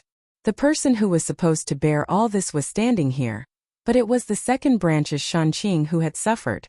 Just thinking of this matter, old Shen Foreign's chest was so stuffy that it felt like a stone was stuck in it. Chan Roqiu and Shan Wan stood at one side, and Shen Yu stood by Chan Roqiu's side, feeling wronged. Her two personal maids were locked up for no reason, and previously she heard from Shan Miao that it would be very difficult to protect Huang Ying and Qing Luan. On the other side, Ren Wanyun was kneeling in front of old Shen Foreign. Shen Wan had matters in court today and had not returned to the residence. The servant that invited him had not returned yet, so naturally, he did not know that something had happened to his daughter. "Old Foreign, you must seek justice for Qing'er." Ren Wanyun was crying, and Shen Wan was somewhat surprised. This second Saw, who had always put on airs, was now in such a carefree manner. It was really an eye-opener, and Chan Roqiu's heart was somewhat pleased. Ren Wanyun had always relied on her power to manage the family, and did not put the third household in her eyes. Now that something had happened to her daughter, she could only crawl on the ground like a dog. "Fifth lady, I have treated you as my own, and Qing'er had given in to you in everything. You are sisters of the same blood, and not to mention mutually supporting each other. But how can you be so vicious? Do you know that Qing'er's entire life was ruined by you? You have such a ruthless heart. Shen Yu told Chen Roqiu and Shan Wan about the matter of Shen Qing being humiliated, and all the servants here were expelled, so Chen Roqiu was not afraid of being heard by others. Just as Shen Miao was about to speak, she suddenly heard an angry shout from behind. Evil girl, you poison your sister and have a heart like a snake or scorpion. You should go to jail and die without pity. Shen Miao smiled coldly and turned around to face the man who was striding over. Her second uncle, Shen Qing's father, Shen Gui. Chapter 98. Shen Gui, who was still wearing his official robe, strode into the hall. It was obvious that he had hurried over after hearing the news about Shen Qing. When Ren Wanyun saw this, she immediately cried even more miserably, Master.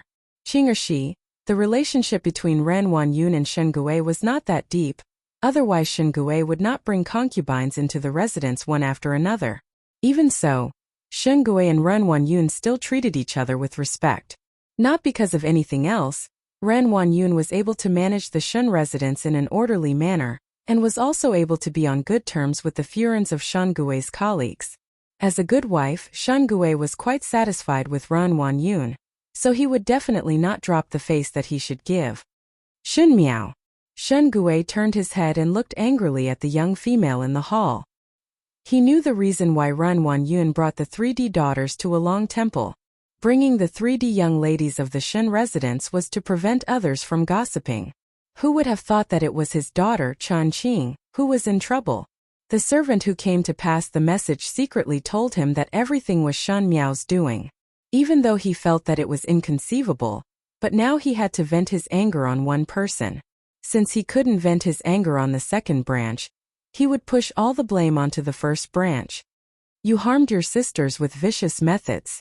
Since Big Brother isn't here today, I'll teach you a good lesson on behalf of Big Brother. As he spoke, he shouted, Please punish me. Asking for domestic discipline? Chen Roqiu and Shen Gui looked at each other. Ever since Chen Roqiu married into the Shen family, she had never seen the Shen residence's family laws. Hearing from Shen Gui, those family laws were only used on Yinyang who had committed a wrong, and the descendants of the Shen residents had never used it before. The Shen family was a family of generals, so the family rules were naturally unusual. The servant very quickly carried a long wooden box over. Shen Yu was looking at it curiously, but when she saw the long wooden box open and the things inside were revealed to everyone, she could not help but suck in a breath of cold air. It was a long horsewhip. Who knew what it had been soaked in for many years? It looked black and glossy, and it was as thick as half a grown man's wrist. One look was enough to tell how strong it was. If he was hit by the whip, he would probably lose half his life. If he was more ruthless, it would be easy for him to lose his life. Not bad. Old Shen Foreign was putting on airs, and when she saw her son return, she sat even straighter. She had some sincerity towards Shen Qing, and when she saw that her granddaughter met with an accident, her heart was angry. Since Shen Gui had spoken, she would naturally go with the flow. Since Wuxia has made a mistake as her younger brother, you should naturally teach her a lesson on behalf of your older brother. Our Chen family has always had a complete set of rules. If you make a mistake, then you must be punished by the family. Fifth girl, you should be glad that your second uncle is kind and dotes on you. Otherwise, it wouldn't be as simple as asking for the family's punishment. We will open the ancestral hall and invite the elders of the family to judge, and you will be expelled from the Chen family. Speaking till here, her gaze suddenly moved. That's right, wouldn't it be better if Shen Miao was expelled from the Shen family? Seeing old Shen Foreign's expression, Chen Roqiu secretly called her a fool in her heart. If Shen Miao was expelled from the Shen residence, then with Shen Xian's character, he would definitely leave together with the first household. Although they couldn't bear to see the first branch doing well, they had to rely on the first branch for many things. This old woman's thoughts were so simple. She was really a songstress and could not be seen in public. Ren Wanyun was also startled when she heard it and more or less guessed old Shen Foreign's thoughts. She did not wish for Shen Miao to be expelled from the Shen residence, not for any other reason, but because Shen Miao could not be so easily taken advantage of. She could not wait to keep Shen Miao in the Shen residence, so that there would be more ways to retaliate against Shen Miao. It was just being expelled from the family. How could it be such a simple matter? But in everyone's thoughts, one could only hear Shan Miao lightly sighing as she turned to look at Shan Gui. Chapter 99. Shen Gui was shocked by her inexplicable action and stared at her with a frown. He often put on airs in the official circles and his official prestige was not small. If it was a normal person that was stared at by him like this, one feared that the person's imposing manner would soften by 3 points. But Shen Miao did not move at all. Her expression was calm and her eyes were unperturbed, which made Shen Gui have an absurd illusion. It was as if Shen Miao was a high and mighty person and he was just a servant. This illusion was interrupted by Shen Miao's words. Second Shu is indeed kind-hearted. Eldest sister is bedridden, but Second Shu is not in a hurry to check on her condition, and instead is busy disciplining me on behalf of my father. Most likely Second Shu really dotes on me, even more than eldest sister. When those words were spoken, everyone in the room was silent. A trace of ridicule flashed in Chan Rochio's eyes and Shen Wan frowned. Old Shen Foreign's expression changed and Shen Yu opened her mouth, but Ren Wanyun lowered her head and secretly clenched her fists. If one were to talk about the 3 masters in the residence, even though Shen Xian ignored Shen Miao, he still truly doted on Shen Miao. Shen Wan cherished Chan Rochio and loved Shen Yu like a jewel. Only Shen Gui was originally a greedy and lustful person, and did not have any responsibility as a father. He treated his 2 sons better, but towards Shan Qing, this daughter, he did not discipline her at all. Most likely in Shen Gui's eyes, it would be best if Shan Qing could marry into a noble family in the future, and add a helping hand to his power. This time when Shan Qing met with an accident, the reason why Shen Gui was so angry was not because of his heartache for his daughter's miserable experience, but because his plans were disrupted by others and he feared that Prince Yu would get angry after knowing about it. He was also angry that Shen Miao had lost a daughter who could help his career in the future. In the end, it was all about the word benefits. If it was a father who truly doted on his daughter, after knowing about the matter, he would definitely go back to visit his daughter first. How would he rush back just to discipline the instigator? As such, one felt some pity for Shan Qing. A trace of awkwardness flashed on Shen Gui's face. Shen Miao's words hit the nail on the head and he could not help but feel embarrassed. When he looked at Ren Wanyun again, she had indeed turned her head away and no longer looked at him. Shen Gui was somewhat surprised in his heart, and when he looked at Shan Miao again, there was some thought in his eyes. Just one sentence was able to separate the husband and wife. This provocation was accurate and ruthless. Shen Qing was Ren Wanyun's lifeblood, but to Shen Gui, she was just a tool that could be used. To use this matter to make the husband and wife, who had a common enemy, unhappy with each other, Shen Miao's method was clearly that of an old fox in the officialdom. The young girl in front of him had delicate features and looked extremely docile. However, for some reason, there seemed to be a faint majesty flickering around her that made people not dare to look at her directly. Suppressing the amazement in his heart, Shen Gui said angrily, "Shen Miao, you still do not know how to reflect until now. Since it is like this, if I do not teach you properly today, I would be ashamed as a son and also ashamed to face your father." He reached out to take the whip. Shen Yu stared closely at Shen Gui's actions, and was somewhat rejoicing in his misfortune and also somewhat nervous. Would Shen Gui continue to fight? Shen Miao was so tyrannical, but in the face of such a scene, she could only bow her head and admit defeat. How will second uncle teach me? Using this whip to kill people to silence them? Or to beat them half to death and send them to the manor? Shen Miao suddenly opened her mouth.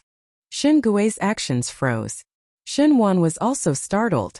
Most likely he did not think that Shen Miao's hostility would be so heavy. Even though Shen Miao had changed these days, everyone had always felt that it was just a pretense of toughness. But now in front of the entire Shen residence, she did not even pretend and just unreservedly shed all pretenses for everyone to see. "Evil female, what words are you saying?" Old Shen Foreign was the first to shout angrily. "Could it be that you want to say that your second uncle intended to murder you? This is simply going against the heavens."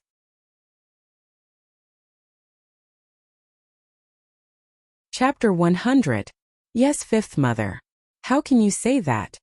Chan Rocho finally opened her mouth, but she still poured oil on the fire without batting an eyelid. You harmed Qinger, how can you put the blame on the reverse? Where did you learn this rule from?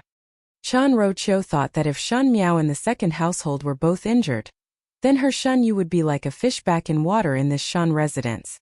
After all, they were the third household and Shen Wan's power was not as great as the first household and the number of heirs was not as great as the second household.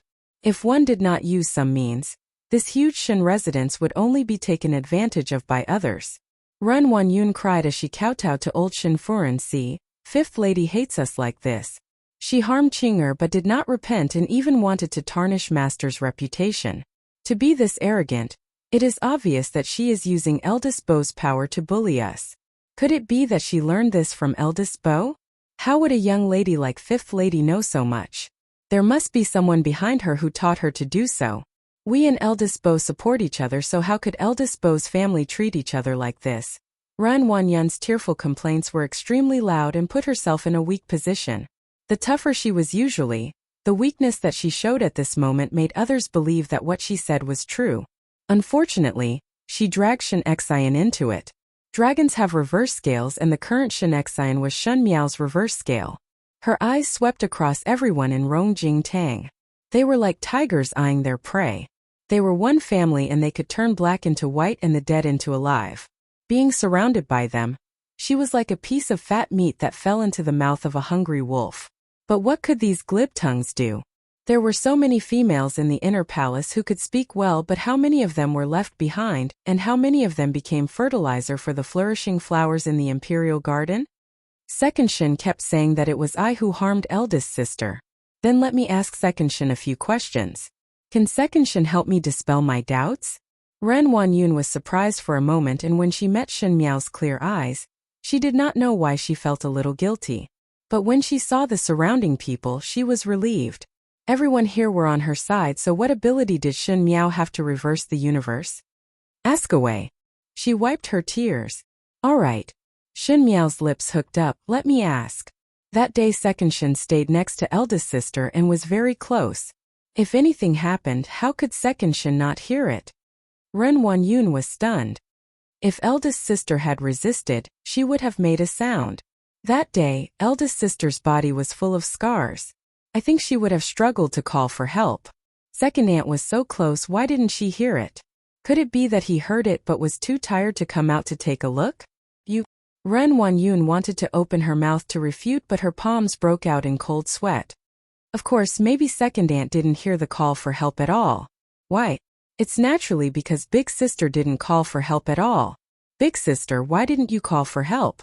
Could it be that you know the bad guy? You are talking nonsense. This time Ren Wanyun could no longer bear it and sharply interrupted Shen Miao's words.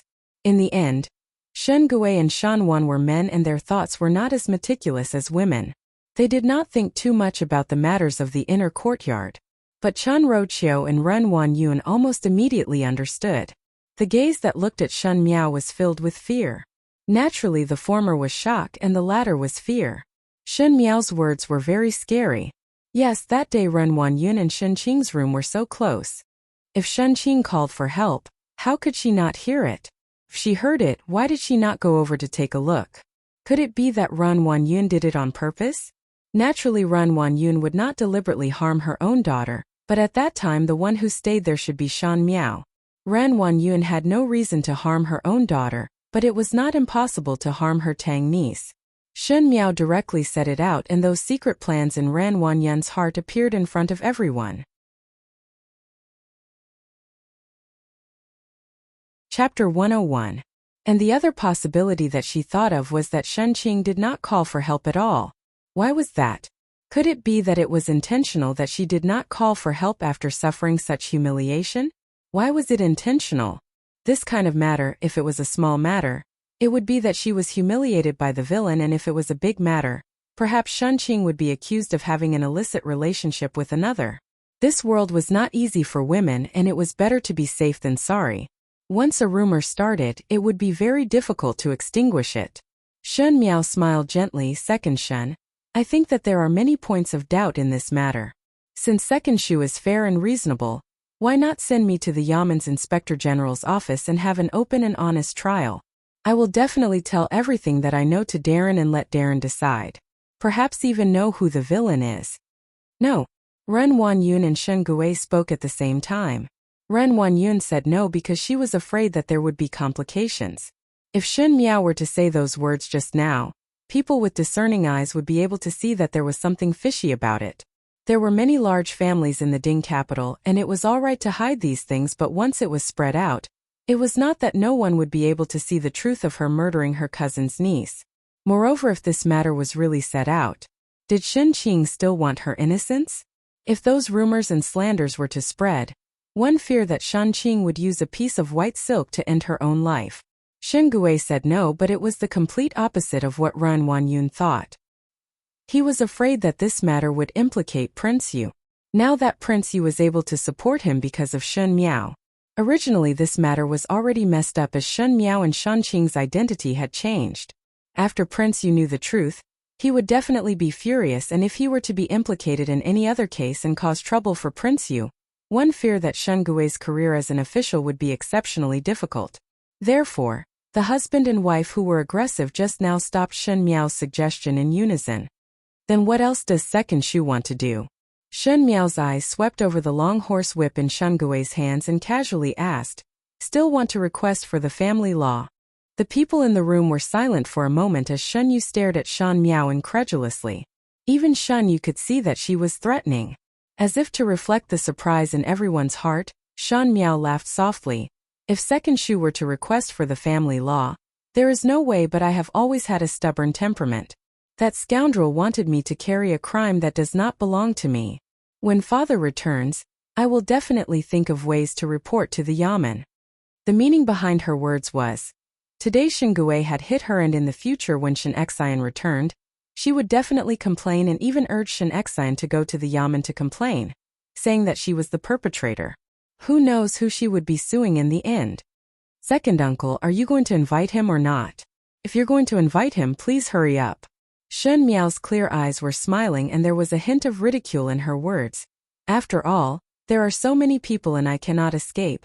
Simply described Rong Jingtang's group of people as bandits, as if in the next moment they would order people to hold Shen Miao down and beat her up. Shen Gui had never thought that in the officialdom, he was able to speak the language of people and speak the language of ghosts. He thought that he would be able to deal with any situation like a fish in water, but he did not expect that he would be threatened by his own niece. It was not that he could not think of a way to deal with it, but Shen Miao did not give him a chance to react from the beginning to the end. It was Shen Miao who was speaking, and the more it went on, the sharper and more aggressive her words made one unable to avoid it. There was a flash of surprise in Shen Wan's eyes. This second older brother of his was a wily old fox in the court, and even those political enemies had not forced him into such a difficult situation before. And the one who forced him into such a situation was just a 14-year-old young lady. Was the first household really so indestructible? Shen Wan's eyes darkened. Chapter 102. Shen Gui's face was somewhat red. Today he did it in a moment of anger, and in his heart, Shen Miao was still that yes-man and gullible niece. Even if she was beaten and was really punished by the family laws, she would not dare to speak of today's matter. Who knew that Shen Miao would change, and one did not know when she became such a thorn. Not only did she not submit to adversity, she even counterattacked him and made him unable to step down. If he was not afraid of Shen Xian, Shen Gui really wished that he could kill Shen Miao right now. Old Shen Foreign, who had been sitting in the hall, silently saw that her son was forced to such a situation, and a trace of anger flashed in her eyes when she looked at Shen Miao. She then suppressed it and said in a deep voice, "Enough." The hall became solemn again, and Shen Gui sighed in relief. Everyone looked towards old Shen Foreign. Even though old Shen Foreign did not know anything about the court and foreign affairs, she was an expert in the battles in the inner courtyard. Shen Miao's sharpness in dealing with Shen Gui and wife made her unable to help but cast sidelong glances. However, the more intelligent Shen Miao was, the more venomous her heart was. It was just that Shen Miao now held Shen Qing's reputation in her hands, and could even threaten Shen Gui. This made old Shen Foreign not dare to act rashly. She coldly said, "Fifth girl, Your second Shu's words are reasonable. It is just that the family laws can be passed off as you are still young. But this matter can be considered to have started because of you. Since eldest girl has suffered for you, you should go to the ancestral hall to kneel and atone for your eldest sister's crimes. From today onwards you will be grounded. You will kneel in the ancestral hall and copy Buddhist scriptures. Only when eldest girl is better, then you can come out. She actually had the intention to lock Shen Miao up. Shen Yu was somewhat disappointed when she heard it. She still wanted to see Shen Miao being beaten by the family laws until she could not get off the bed or be banished from the family. Who knew that it was just a superficial confinement? One had to know that when Shen Xian returned in a few months, Shen Miao's confinement would naturally be lifted, and at that time everything would be the same as before. Ren Wanyun was also somewhat dissatisfied, but Shen Miao's words just now shocked her to the point that she did not dare to act rashly. At this moment her heart was in a mess and could not think of a better way. Even though she had some complaints about old Shen Foreign's words, she knew that it was an expedient measure and did not say anything. Oh. Shen Miao's voice was slightly dragged out. Her tone was clearly extremely gentle, but for some unknown reason, it gave off a feeling of hundreds and thousands of twists and turns. She said, I know. I will atone for my sister in front of Buddha. Now every sentence that Shen Miao said seemed to have other meanings, and Ren Wanyun could not help but have a layer of goosebumps. She didn't know what to say, so she covered her face and sobbed again. All right. Old Shen Foreign was also rather impatient. Today she did not manage to grasp Shen Miao, and it made her heart feel like it was blocked by a stone. Looking at Ren Wanyun's crying appearance, her heart was even more vexed. He then said, Lao bring your wife out. Rong Jingtang is crying all day. What is he doing? All of you get out. Fifth girl, go to the ancestral hall and kneel now. Don't eat today. Everyone took their leave and Shen Miao did not haggle over the matter too much. After leaving Rong Jingtang, she headed towards the western courtyard. But she did not know that behind her, everyone's eyes were on her. Shen Wan said solemnly, Fifth mother has really grown up? Yes. Chen Rochio's lips hooked up.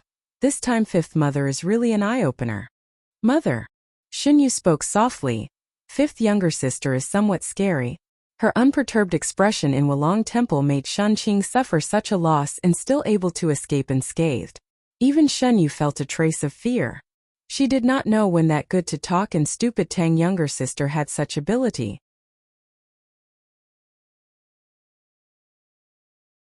Chapter 103.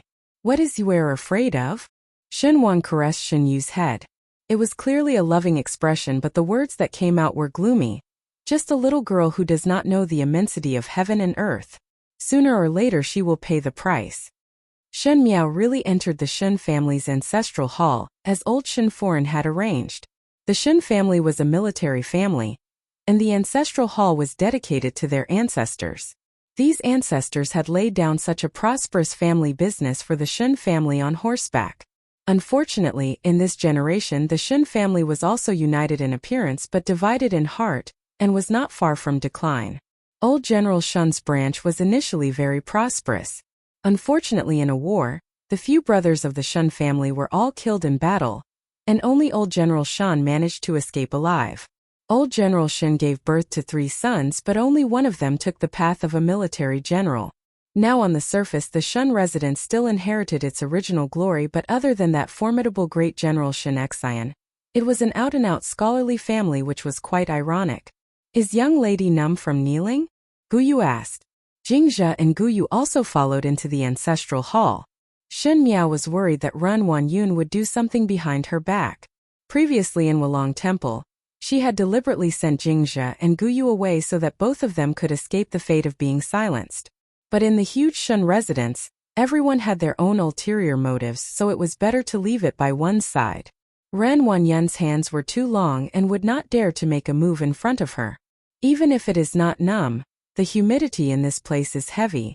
Jingzhe looked at the little window grumpily. Now it is raining and the ground is wet. Kneeling like this will cause the root of the illness. Moreover, they are simply being unreasonable. What does this matter have to do with young lady? The guilty ones are the first to complain. When master returns, see if they still dare to speak less. Guyu reprimanded. If it is discovered by others, the one to suffer would be young lady. Shen Miao smiled and did not care. Jingzhe thought about it and asked again, but today was considered unexpected. So many of them went to Rongjing Tang, but there was not a single person by young lady's side and came out unscathed. Even though kneeling in the ancestral hall is terrible, it is much better than what this servant thought. Before entering Rongjing Tang to denounce, Shen Miao did not bring her maids in. Thus Shen Miao's maids did not know what was happening inside. Young lady must have convinced the entire house of people, Gu Yu said with admiration.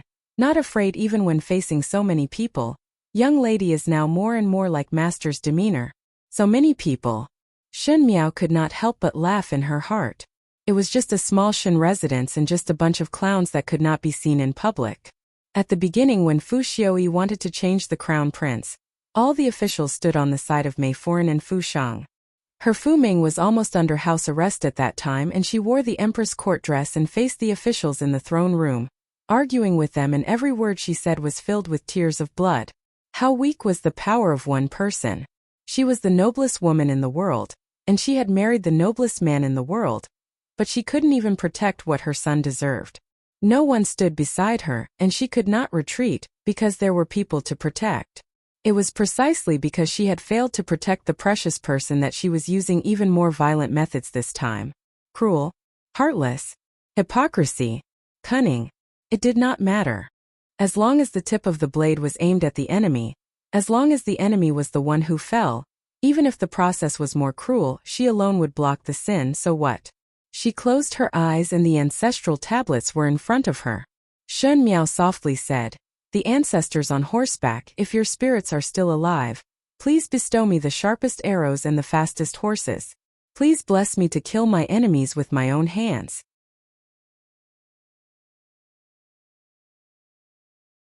Chapter 104. When she finished reading, she opened her eyes and saw Jingzhe looking at her with blinking eyes. She took out a packet of snacks from her bosom and smiled. Young lady has been hungry for so long. It is not good to not eat something. This servant still has some snacks that young lady can fill your stomach with. Shen Miao would not really fast just because of old Shen Foran's orders. She took the paper bag and opened it to take a look and could not help but be surprised. This is what this servant found in young lady's room in Wulong Temple. Jingzhe scratched her head and said embarrassedly. At that time young lady bestowed the snacks to this servant, and after this servant tasted one piece, this servant had never eaten such delicious snacks before and could not bear to finish it. After returning to the residence and young lady went to the ancestral hall, one did not have time to take food from outside and only these were left. Shen Miao looked at the exquisite snacks that were left behind when Xie Jingxing talked with her at night. Thinking of this, it was as if she could see that youth's handsome face in the rain and that mysterious identity. Xie Jingxing. Shen Miao muttered to herself, what kind of person was he? In Kai Yun Yuan, the physician had just left and Shan Qing, who had drunk the tranquilizer, had already fallen asleep. Even after seeing it several times, Ren Wanyun could not help but feel as if a knife was twisting in her heart every time she saw the scars on Shan Qing's body. That physician was one of their own, so naturally, he would not say it out, and he also clearly told Ren Wanyun that Shan Qing's injuries were too serious and her mind was not clear, so one would need to recuperate for a few days. As for why she was not conscious, naturally it was because she was scared to this state. Ren Wanyun dared not think about what kind of torture Shan Qing had suffered that night. That night she stayed next to Shan Qing and even heard Shan Qing's cry for help, but she thought that it was Shen Miao and did not move forward. In the end, her daughter was defiled. Just thinking of these, Ren Wanyun's heart and intestines would move. Shen Gui glanced at Shan Qing, who was lying on the bed and seemed to feel a headache before turning to leave. "Stop!" Ren Wanyun called out to him. "Qinger has now become like this. Do you still want to go to those vixens' courtyard?" Shen Gui was lustful and had several concubines in the room. Each of them were beautiful and gentle. Ren Wanyun was powerful and managed to tame these concubines. Even though Shen Gui was lustful, he knew that only Ren Wanyun could make his official path smoother and things would not happen, so Ren Wanyun was too lazy to care about him. Men were all the same. A concubine was just a plaything, so why should she bother with a plaything? But today she was behaving strangely. "Can you not be so unreasonable?" Shen Gui was somewhat irritated. Today he was rendered speechless by his own niece, and he did not know what would happen on Prince Yu's side in the future. Would he vent his anger on him? Thinking of these, Shen Gui was extremely vexed, and at this time when he saw Shan Qing, it added fuel to the fire. His tone was a little impatient. It's useless for me to stay here. Why don't you let me have some peace and think about what to do next? Think. Ran Wanyun changed from her usual character of looking at the big picture and screamed, "You only know how to think. What is Qing'er in your eyes? She has now become like this, but you as a father are indifferent and do not care about anything. In your heart, one fear that there is no Qing'er this daughter. How can there be such a vicious father like you in this world?" When the words were spoken, Ran Wanyun's two personal maids, Xianglan and Kaiju, were stunned. Normally Ran Wanyun was able to remain calm and composed. Even if something happened to Shenqing in Wulong Temple, she would still be able to hold on and focus on the big picture. As for Shan Gui, she had never said any harsh words. For such a rational and slick person like Ran Wanyun to quarrel with Shan Gui like a shrew, it was really unbelievable.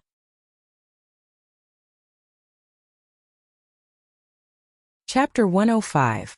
Ren Wanyun also did not know why she was like this.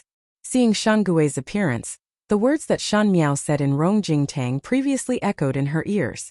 When Shen Gui knew that something happened to Shenqing, the first thing that he thought of was not to check on Shenqing's injuries, but to discipline Shan Miao. This was not what a real father would do. Shen Gui did not care about this daughter's life or death. Perhaps to Shen Gui, Shenqing was just a valuable object. In the past, because of its value, he was willing to raise it, but now that there was no value, he was not even willing to take a look at it. Shen Miao's provocation had little effect in Rong Jingtang, but after accumulating till now, it exploded. "You vixen!" Shen Gui was now often flattered in the officialdom, and when would there be a time where he was pointed at and scolded? Even though he was angry in his heart, he knew that he could not completely fall out with Ran Wanyun, so he sneered. "You say that I am not a good father, but have you ever been a good mother? It was you who brought Qing'er to Wulong Temple and should be taken care of by you. You were right by her side, but you let something happen to her right under your nose. Did you not sleep next to her that night? If you really love her, how could you not discover that Qing'er was the one who had an accident at such a short distance?" When the words were said, Ren Wanyun was immediately stunned. What she regretted the most and hated the most was that night in the northern pavilion. She obviously heard the cries for help and had the chance to save her daughter, but by a freak combination of factors, Shenqing had an accident. Now Shen Gui was stabbing a knife into her heart and sprinkling salt on the wound, causing her to stand rooted to the ground. When Shen Gui saw that she did not speak, he coldly snorted and flicked his sleeves and left, not knowing which concubine's courtyard he went to. Ren Wanyun stood there blankly for a moment before her legs softened and she collapsed to the ground. She covered her face and cried softly. Xianglan and Kaiju were afraid and shocked as they had never seen their mistress like this. The current Ren Wanyun was as if all her support had collapsed in one night, and she was utterly defeated. There was no longer any trace of the previous flush of success. The two maids could only go forward to comfort her. One did not know how long she cried before Ren Wanyun wiped her eyes and stood up again. She said, "Bring a brush and paper. I want to write a letter to Yuan." Xin Yuan was the eldest son of the second household, Ren Wanyun's eldest son. Currently he was in the Lu province, and once his term was up, he would return to the capital to be an official in the Ding capital. If one were to say that in the third household, Shen Yu was the proudest, then in the second household, Shen Yuanbo was young and Shanqing's aptitude was not good. But this Shen Yuan was blessed by the heavens. At such a young age, he was able to obtain scholarly honors and did things well. Shen Gui would be a good job. Father is unreliable, but there is always Shen. Ren Wanyun glanced at Shenqing, who was sleeping on the bed, and gritted her teeth. "Yuan loves you the most, this younger sister. Shen Miao, that little slut. This time I will make you regret your actions for the rest of your life." Not said. Xianglan quickly ran and ran Qing to Ju. Wanyun Xian Shenqing Shen Yuan was Shan Shun Shenqing Shenqing Qing Hu Wan Mama Qing Shi Shun Shenqing Mu Shan Gui Qing Wan Chong emotion of Wanyun Shen Yuan Gui Shun Wan Wan Fu is Shen Yuan Shan Shen. These maids were naturally the ones who had witnessed Shenqing's mishap at that time. There were Shenqing's maids Yan Mei and Shui Bai, Shun Yu's maids Qing Yuan and Huang Ying, and there was also Gue Momo. Shun Yu's maid was fed with mute medicine and returned to Qiu Shui Yuan. Chun Ro Qiu can decide how to deal with it. Qinger's 2 maids. Ran Wan Yun said fiercely. Sell them to a 9th rank brothel. If they die like this, wouldn't it be letting the 2 of them off for nothing? Not being able to protect your master is an unforgivable crime.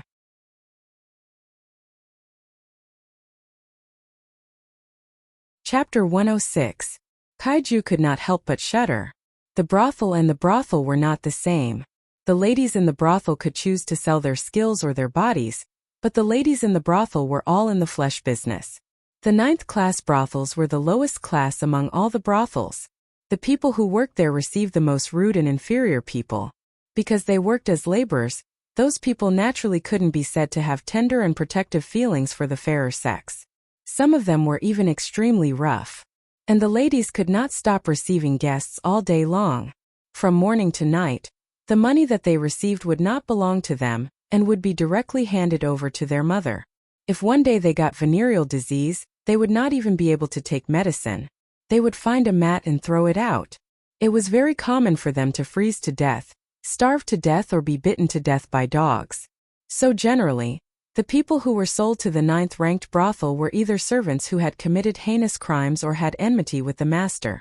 But Yen Mei and Shui Bai had been by Shun Qing's side since they were young and had worked hard for so many years. Who knew that they would end up like this? This servant will save it. Then Gue Momo. Kaiju asked tentatively. Gue Momo had long pledged her loyalty to them, so she could be considered as Kai Yun Yuan's people. Fu Momo. Ren Wan Yun lowered her head and sneered. I do not know what happened that night. Now that I think about it, I have to meet Gue Momo. After all, she is the one who knows the ins and outs of the matter. In the abandoned woodshed, there was a smell of decay everywhere. Because it had been raining for a few days, there was even green moss growing on the ground. If it was a normal day, it would appear quiet, but in the darkness here, it seemed somewhat strange. This woodshed had locked up countless people. Those people were all people who had committed mistakes in the Shen residence. There were masters and servants. These people did not have a good ending, and the common point was that after being locked up here for a while, they would quietly disappear from the Shen residence, as if they had never appeared in this world. At this moment in the woodshed there were some strange sounds. It seemed that someone was struggling and kicked something, and there were also suppressed cries. The lantern was casually placed to the side, illuminating the woodshed. Under the dim yellow light, the woodshed seemed even more eerie. 2 tall old maids were grabbing the necks of 2 maids and pouring the contents of the bottles into the mouths of the maids. The 2 maids kept struggling, but their thin bodies were like chicks in the hands of the old maid, and their chins were blocked so that they could not spit out the things in their mouths. After a long time, the 2 maids finally stopped struggling and covered their necks with painful expressions. Drag them out. The old maid ordered the manservant behind her. 2 manservants came in and dragged the 2 girls out. These 2. The old maid pointed at the other 2 maids. Drag them out too. But Madam has specially told us to take good care of them. They will be sold to that place anyway. If you want, you can do whatever you want.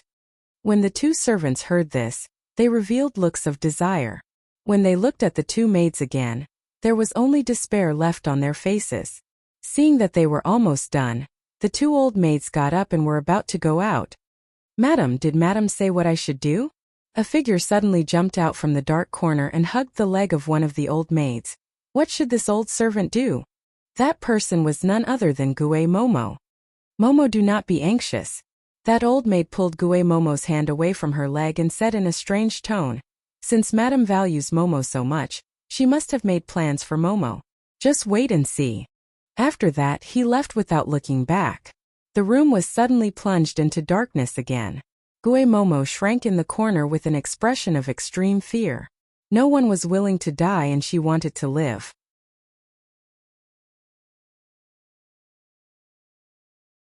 Chapter 107.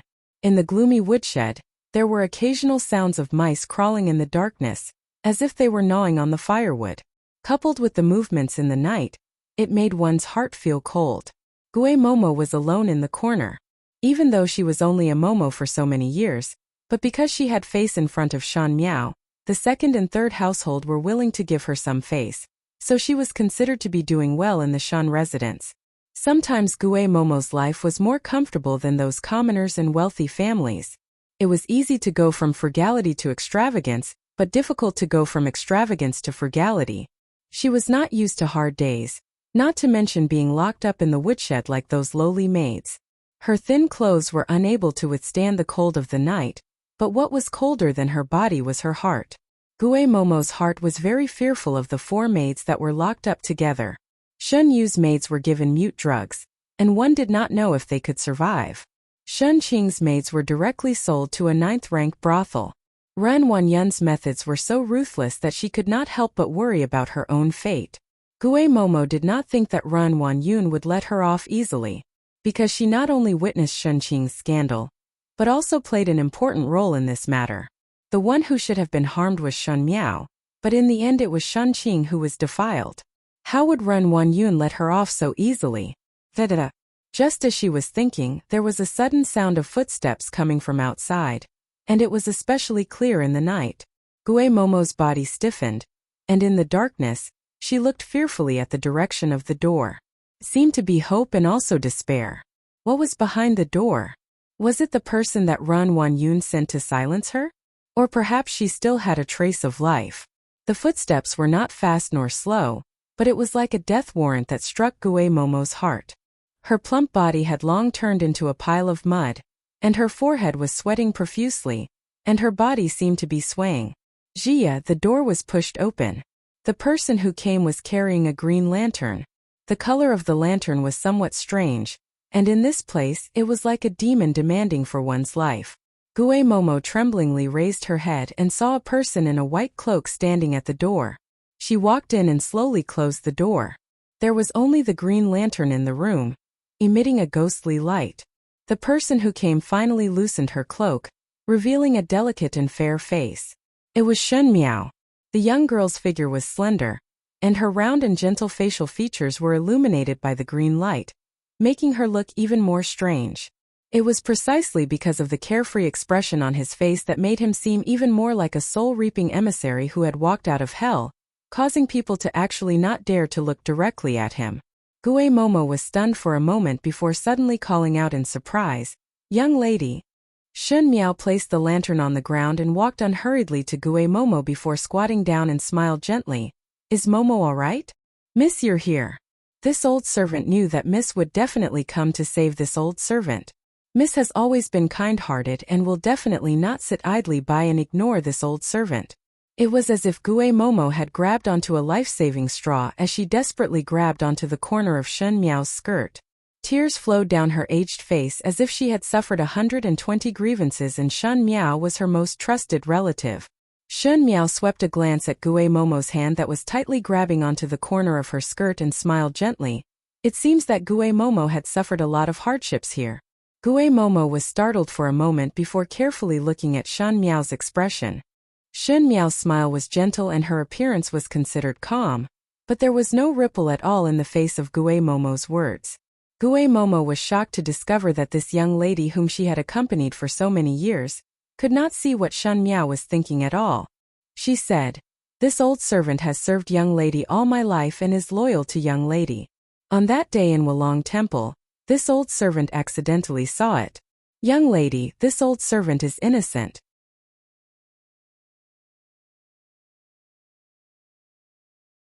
Chapter 108.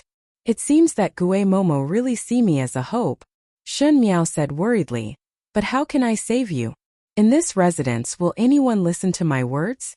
What ability do I have to reject the Eastern Courtyard's orders? No, young lady will definitely have a way." Gue Momo became anxious when she heard it. Even though she knew that what Shun Miao said was reasonable, in the entire Shun residence, the second and third household only had a good relationship with the first household on the surface. Shun Xian and wife were not in the Ding capital all year round, so it was impossible for Shun Miao to be of any use by herself. But everyone had a desire to live and Gue Momo could only grab hold of Shun Miao, so she was not willing to give up. She said, "Young lady can go and beg old Furen. If it is really not possible, young lady can write a letter to master and let master reply to the residents." They will not disobey master's words. Seemingly feeling that she had found an excellent way, Gue Momo's eyes lit up and looked at Shen Miao with hope. But she saw Shen Miao chuckling softly and shaking her head. Looking at her, she slowly said, "Father's words can indeed save you, but on what basis?" Gue Momo was stunned. "On what basis do I have to spend so much effort running around here and there for a servant?" Her voice seemed to contain a touch of ridicule, and under the sparkling lights, it was as if she did not put the person in front of her in her eyes at all. Gue Momo suddenly panicked. She did not expect that Shen Miao would actually say such words. She watched Shen Miao grow up, and the reason why she was cold to her in the past few days was because of a child's temper. Gue Momo knew that Shen Miao was soft-hearted, and that day in Wulong Temple, she even had a heart-to-heart talk with her. It was obvious that she wanted to put her in an important position again. Why did she change her face now? Could it be that someone said something in front of Shen Miao? Gue Momo's heart moved. It must be those two maids, Gu Yu and Jingzhe, who said it. They had always liked to go against her, and now that she was in prison, those two maids would definitely hit her when she was down and say something in front of Shen Miao. She panicked and said, "Miss, I've been with you for so long. I've watched you grow up since you were born. It's been so many years, but master and madam are often not around. It's only me and you who depend on each other." Speaking up to this point, she even choked a little as if she was extremely sad. "Miss, you also said that you had a fever at night, but the doctor didn't come for a long time. I braved the rain to find a doctor for you, and because of that, I fell ill." His every word was recounting the friendship of the past. As Gue Momo spoke, her eyes glanced at Shen Miao. The people of the first household of the Shen family, no matter if it was Shen Xian and wife or the Shen siblings, they were all extremely grateful. Perhaps this was the inheritance of a military family, to know how to repay kindness. Now Gue Momo was also using kindness to seek repayment, hoping that it would move Shen Miao. However, in the light, the girl lowered her head and smiled faintly. She did not look moved at all, as if she was listening to an interesting story. She softly said, "Gue Momo originally treated me well. Then how do I, the first household of the Shen family, treat Gue Momo?" Gue Momo hesitated for a moment but still said, "Foreign and master treated this old servant very well, and young lady also treated this old servant very well. Both inside and outside gave this old servant enough face, and the monthly allowance was also very generous. Towards this old servant was not scolded at all. Not only that," Shen Miao continued her words, "your son, your grandson. Whatever that can be helped, I have helped. In the entire western courtyard, you are the biggest. I did not treat you as my own Momo but treated you as a relative. I trust you, get close to you and think of you in everything. Do you not agree?" "Yes," Gue Momo said. Indeed, because Shen Miao was young and easy to coax, she was able to coax Shen Miao until she was obedient. Whatever she said, Shen Miao would believe it. In the western courtyard, she could almost be considered as half a master.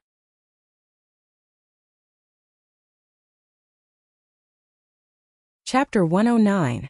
Then why did you betray me when I treated you so well? A light sentence almost made Gue Momo, who was immersed in her memories, to be scared out of her wits. She looked up at Shen Miao and said in shock, "What?" Momo need not show such a shocked expression. Shen Miao smiled. "At the beginning, when I knew that Momo had the heart to betray one's mistress, I was 1,000 times, 10,000 times more surprised than Momo. Young lady, there must be someone instigating. This old servant had never betrayed young lady before. How could this old servant betray young lady? Young lady must believe this old servant." Gue Momo's reaction was very fast, and after a short moment of panic, she put on an extremely wronged look and shouted the injustice louder than the heavens, trying to prove her loyalty. "Enough." Shen Miao waved her hands and there was a little impatience on her face. In Wulong Temple, there is aphrodisiac incense in the vegetarian food. Second Shen's methods have always been brilliant.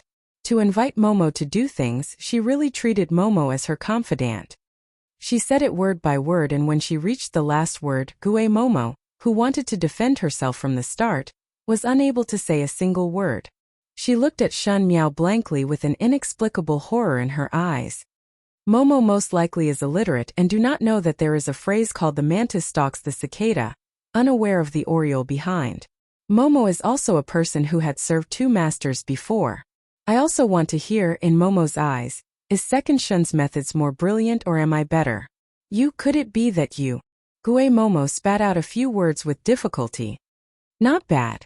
It is me.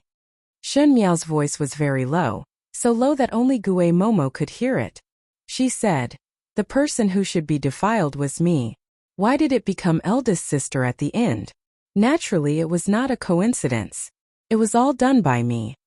Guessing it was one thing and hearing it with one's own ears was another. Gue Momo looked at the young female in front of her in fear. She was half squatting on the ground and looking at herself with a smile. That clear eyes were like the eyes of a wild beast under the jade-green light. It was extraordinarily bright in the dark and also extraordinarily frightening. It was clearly a well-behaved and tender appearance, so how could it be so scary? Regarding Shun Miao and Shun Qing's change in person, Gue Momo had been thinking about this after being thrown into the woodshed. She also guessed that it could be Shun Miao's actions, but she quickly dispelled this absurd thought. She had watched Shun Miao grow up and Gue Momo was very familiar with her capabilities. She was originally and soft-hearted, and she would not be able to do it. Now Shun Miao had personally admitted it in front of her, and did not even try to cover it up. If it was someone else, Gue Momo would feel that this person was too arrogant and stupid, but now she no longer dared to look at Shun Miao with an ordinary gaze. Miss? She opened her mouth but didn't know what to say. Shin. She did not know what. Momo of Ren Gue Gue Shin.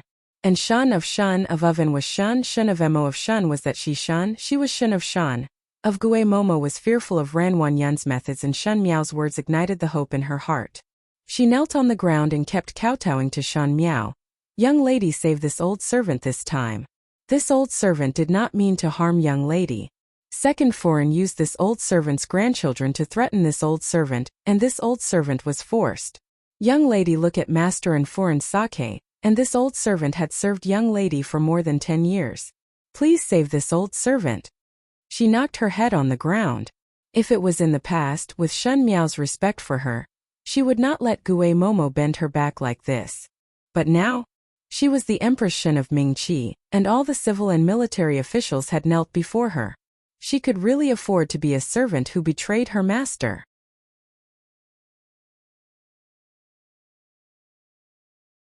Chapter 110. Actually, the reason why I came here tonight is to repay Gue Momo's kindness for so many years, Shun Miao suddenly said. When Gue Momo heard it, she was overjoyed and said loudly, this old servant knew that young lady is a kind person and is so sentimental and righteous.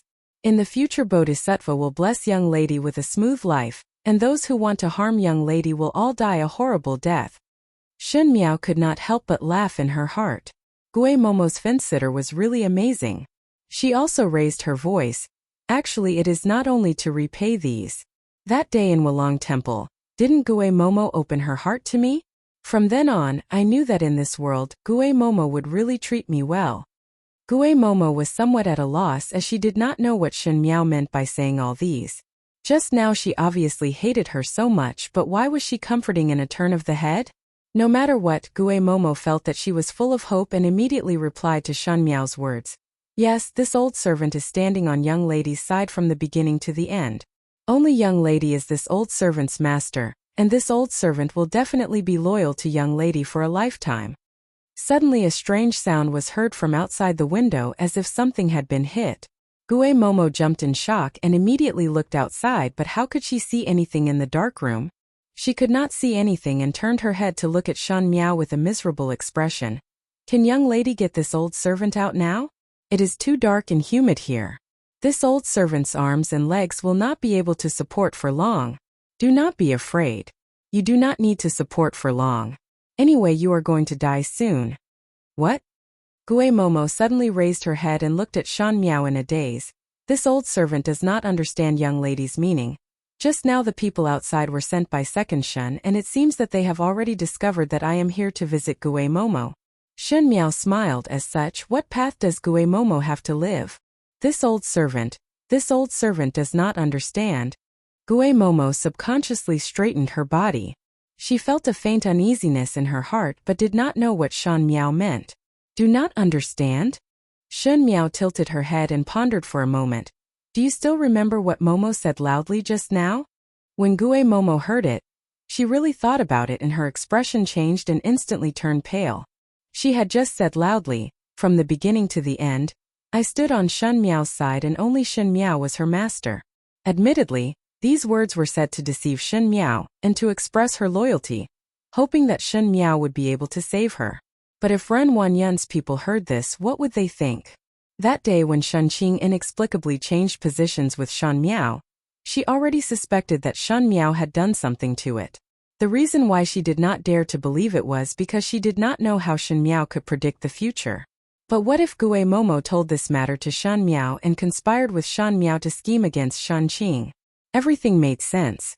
This was not the truth, but in Ren Wanyun's ears, this was the truth. Before there was time to be afraid, Shun Miao had already opened her mouth again and said softly, I want to repay Momo with this big gift.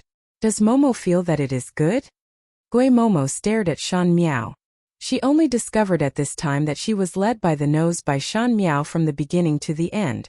Whatever Shun Miao said, she would believe it, and the relationship between her and Shun Miao had already changed.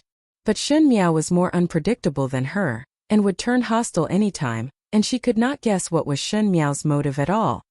I only have one purpose, and that is to send Momo on your way. Seeming to have guessed the doubts in Gue Momo's heart, Shun Miao said with a smile. Gue Momo's body trembled. She wanted to cry and scream, but she could not make any sound at all. She did not know when that infant in swaddling clothes had become a real young female, and no one had ever discovered the other side of this young female, and even she did not understand it. She wanted to resist fiercely and wanted to curse, but when she met that pair of beast-like eyes, she could not help but tremble.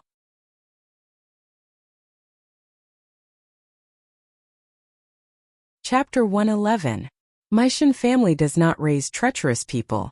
Even if Momo reaches the Yellow Springs Road and turns into a malicious spirit to seek revenge on me, I will not be afraid and perhaps fight with Momo again. Her words were colder than her smile. It is not that I have betrayed Momo, but Momo betrayed me. It is a pity for Momo's grandson and son. Second Shun has always been ruthless, and perhaps Momo will be reunited with them soon. No. Gue Momo's body trembled and her tears and snot had already flowed together as she cried pitifully, I beg you, save them. I have already said that a servant who betrays their master is not worthy of my concern. Shun Miao's words were cruel and cold. Watching from the sidelines is my greatest kindness. She slowly leaned forward as if she was whispering to Gue Momo when she was young and lightly said, because of the 10 over years of master and servant relationship, I came to see Gue Momo for the last time. Gue Momo, have a safe journey. A moving smile bloomed on her bright and clean little face. It was originally a cute and delicate little face, but it was so cruel that it made one's heart palpitate. Gue Momo still wanted to say something, but she saw Shun Miao standing up and putting on her cloak again. The corner of the cloak drew a pale white light in the darkness, as if the white paper money was fluttering on the coffin. That jade lantern was carried out of the room, and the moment the door was closed, everything fell back into darkness and despair flooded in from all directions. Outside, when Bai Lu and Shuangjiang saw Shun Miao coming out, they then sighed in relief and supported Shun Miao to leave. After they left, a female figure appeared in the flowering shrubs and looked at Shun Miao's back view before looking at the tightly closed door of the woodshed, revealing a look of resentment. After a few rounds of autumn rain, the sky finally cleared up. Everything in the general residence seemed to have returned to its usual calmness, but the medicinal fragrance that came out from the eastern courtyard from time to time reminded the Shun residents of the turmoil that happened in the past few days. Shun Qing's consciousness seemed to be gradually recovering, and at least was not as crazy as before when she saw people. It was just that Ren Wanyun was afraid that she would be stimulated again, so these days she had been locked up in Kai Yun Yuan and did not allow her to come out. She was even more afraid that Shun Qing would commit suicide, so she was always guarding her. As such, all the matters in the residence were handed over to Chan Roqiu to manage. Ren Wanyun rarely left the courtyard, and it gave Shun Miao a rare few days of peace. However, this did not mean that nothing had happened. A few days later, Gue Momo was finally executed by someone. He was charged with colluding with criminals and plotting to murder Shun Qing. Now in the Shun residence, There was no one who brought up Shan Qing's matter in front of Shan Miao. It was not because the matter had been settled, but because of Shan Miao's words in Rongjingtang that day. It made these people refrain from shooting at the rat for fear of breaking the vases, and did not dare to easily take action. He did not dare to touch Shan Miao, but he still dared to touch Gui Momo, the wet nurse by Shan Miao's side. According to the residence's laws, Gui Momo would be beaten to death with a rod. Generally speaking, servants who committed crimes would be executed. The bigger ones would be beaten to death with a rod, and the more ordinary ones would be downed with a bottle of medicine.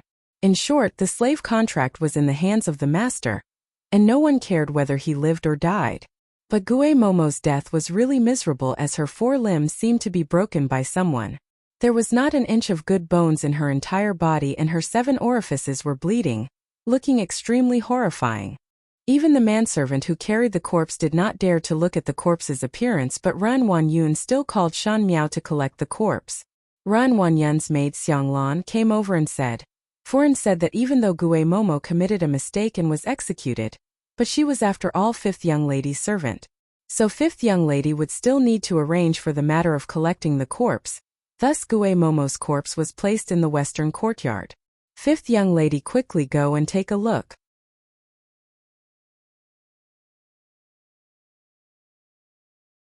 Chapter 112. Most likely everyone wanted to see Shan Miao's panicked look. After all, the servants in the Shun residence knew that Gui Momo was Shan Miao's trusted aide. Now that she ended up with a tragic death, one feared that Shan Miao would be heartbroken. Most likely Ran Wanyun also thought so, thinking that Shan Miao would blame herself for Gui Momo's death. Who knew that on that day, in front of everyone in the western courtyard, Shan Miao walked to Gui Momo's corpse and lifted the white cloth. Her expression did not change as she looked at the miserable corpse without even wrinkling her brows. Xianglan was surprised at Shan Miao's calmness but saw Shan Miao coldly scolding. Gui Momo was tyrannical in the western courtyard in the past, deceiving the superiors and the subordinates, a big servant bullying the master, arrogant and despotic. This kind of servant, even if she did not commit any mistakes, the western courtyard would not accept her. Today all of you will see clearly for me that in the future those who learn from Gui Momo's actions will all end up like this. Most of the western courtyard were planted by the 2nd and 3rd household spies, and in the past they saw Gui Momo dominating the place. Now that Gui Momo had died tragically and Shan Miao was actually so cold, fear involuntarily rose in their hearts. When Xianglan saw this scene, she knew that it was not good. She originally wanted to scare Shan Miao, but who knew that Shan Miao used Gui Momo's death to establish her prestige? She immediately returned to Kai Yunyuan to report the matter to Ren Wanyun. Bad. Fallen into a trap. When Ren Wanyun heard the matter, her hands loosened and the teacup fell onto the ground, breaking into pieces. Furin. Kaiju was somewhat puzzled. Ren Wanyun gritted her teeth. Gui Momo was originally a raft. One think that little slut had long wanted to get rid of Gui Momo but borrowed our hands. Now she even established her prestige in the western courtyard. Little slut, her calculations are really shrewd. Ren Wanyun was not stupid, but on Shan Qing's matter, as a mother, she inevitably lost her usual calmness. That night, the people who went to look for Gui Momo saw Shan Miao going to look for Gui Momo and heard some words. Gui Momo seemed to be loyal to Shan Miao. When they returned and told Ren Wanyun about it, Ren Wanyun was certain that Shan Qing's accident was because Gui Momo and Shan Miao conspired to change the person. With such thoughts in his heart, the hatred towards Shan Miao and Gui Momo was like a torrential flood. Shan Miao temporarily could not be moved, but Gui Momo, a servant, could be moved. Thus she used the cruelest method to torture Gui Momo to death. She originally thought that Shan Miao would definitely be sad when she saw Gui Momo die. But after hearing Xianglan's words, Ren Wanyun knew that she was being played by Shan Miao. Everything was set up by Shan Miao. Using a borrowed knife to kill, Shan Miao played it better than anyone else. Ren Wanyun's teeth itched with hatred. She had had a smooth sailing life in the inner residence for so many years, and all of Shan Gui's concubines were all subdued by her. But now they were repeatedly defeated in the hands of a silly little girl. Ren Wanyun's heart was filled with rage. Did you bring the letter for Prince Yu? Ren Wanyun asked. Yes, but madam, if master knew about it, he would definitely be angry. Kaiju carefully replied.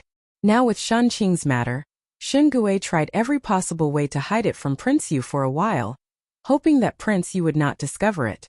But Ren Wanyun could not wait for Prince Yu to discover it immediately because with Prince Yu's temperament, if someone dared to play tricks under his eyelids, that person would definitely die a horrible death. Even if she quarreled with Shen Gui, she would take revenge for Shanqing. Since Shen Miao dared to threaten the entire Shen family, then did she dare to threaten Prince Yu? I want her to die without a burial ground. Ren Wanyun gritted her teeth.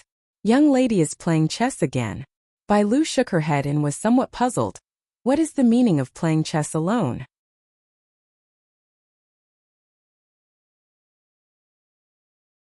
Chapter 113. What else can one do other than play chess? Shuangjiang looked at the person at the table and said angrily, being grounded all day and not even able to leave the courtyard. If this goes on, one would not be able to do anything in the day. Bai Lu said softly, do not say any more. Young lady is not happy being grounded, so do not mention it and make her angry. Shuangjiang mumbled. Our young lady has a good temperament and would not get angry. Speaking of which, it had been a long time since one saw Shen Miao angry. Not to mention anger, there was no obvious emotion at all. Even though the previous Shen Miao was an idiot, her emotions were clear.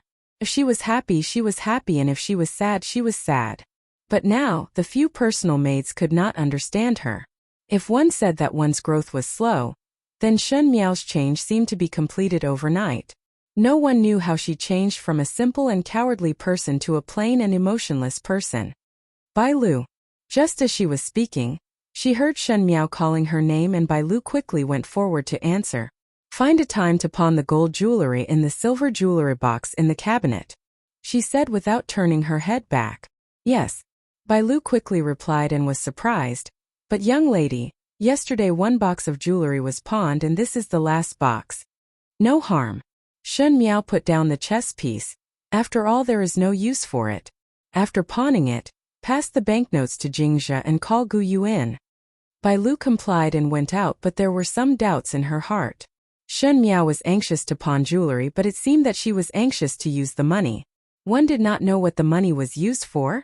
Kuai Hualu was the biggest restaurant in the Ding capital, and it was located in the heart of the bustling area. Opposite Kuai Hualu was a brothel. After the high officials and noble people had banquets at Kuai Hualu, most of them would go to the opposite brothel to seek pleasure. And the brothel was divided into a few grades. The more brilliant it was, the higher it was on the upper floors. The people at the top floor were those courtesans who only sold their skills but not their bodies. Below that were some famous young ladies, and the lowest were the 9th grade brothels. This kind of brothels did not have the qualifications to be called lu or courtyard, and could only be called ban or lower quarters. Sanfu Ban was opposite Kuai Hualu, and was the lowest grade brothel.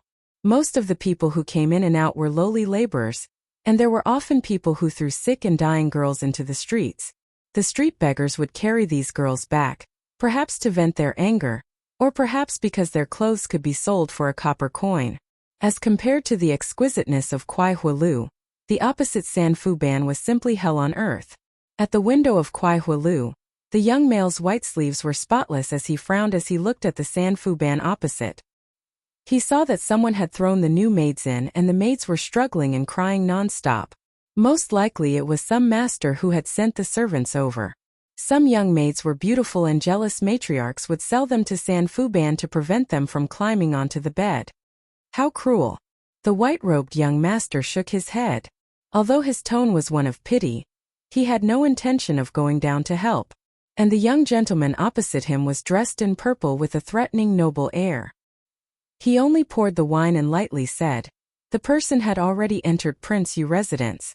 It is still unknown whether one can find him or not." "What if one cannot find him?" The white-robed young master turned his head to look at him. "Continue to search." The purple-clad youth's lips hooked up into a smile. That evil smile was exceptionally handsome, making the courtesan who was playing the instrument at the side absent-minded and played a wrong note. When the white-robed young master saw this, he smiled mischievously. "Third Xia, your charm is getting bigger. Even beautiful women favor you. How do you want me to live?" He made a long sigh. In fact, this white-robed young master was also very handsome, but compared to the purple-clad youth, he lacked that lazy noble air.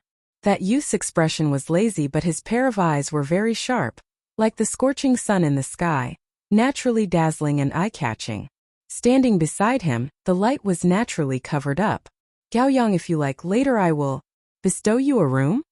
Xie Jingxing glanced at him. "Never mind." The white-robed young master quickly waved his hands and smiled bitterly. "Beauties can be seen from afar and not played with. I do not have that much energy. But you," he drank a mouthful of wine. "It is the time when youths are unrestrained and unrestrained. How can one not have a female confidant by one's side? If you want to in Mingqi, there will be a large group of people advancing wave after wave." Female confidant. Xie Jingxing smiled. "How would one know that it is not a pink skeleton?" "Don't make it so scary." Gao Yang pointed to the brothel opposite. "Look at how cute the young ladies upstairs are." "What skeletons? Boring." Xie Jingxing followed his gaze and suddenly paused. His black eyes flashed with a trace of surprise. "Why is it him?"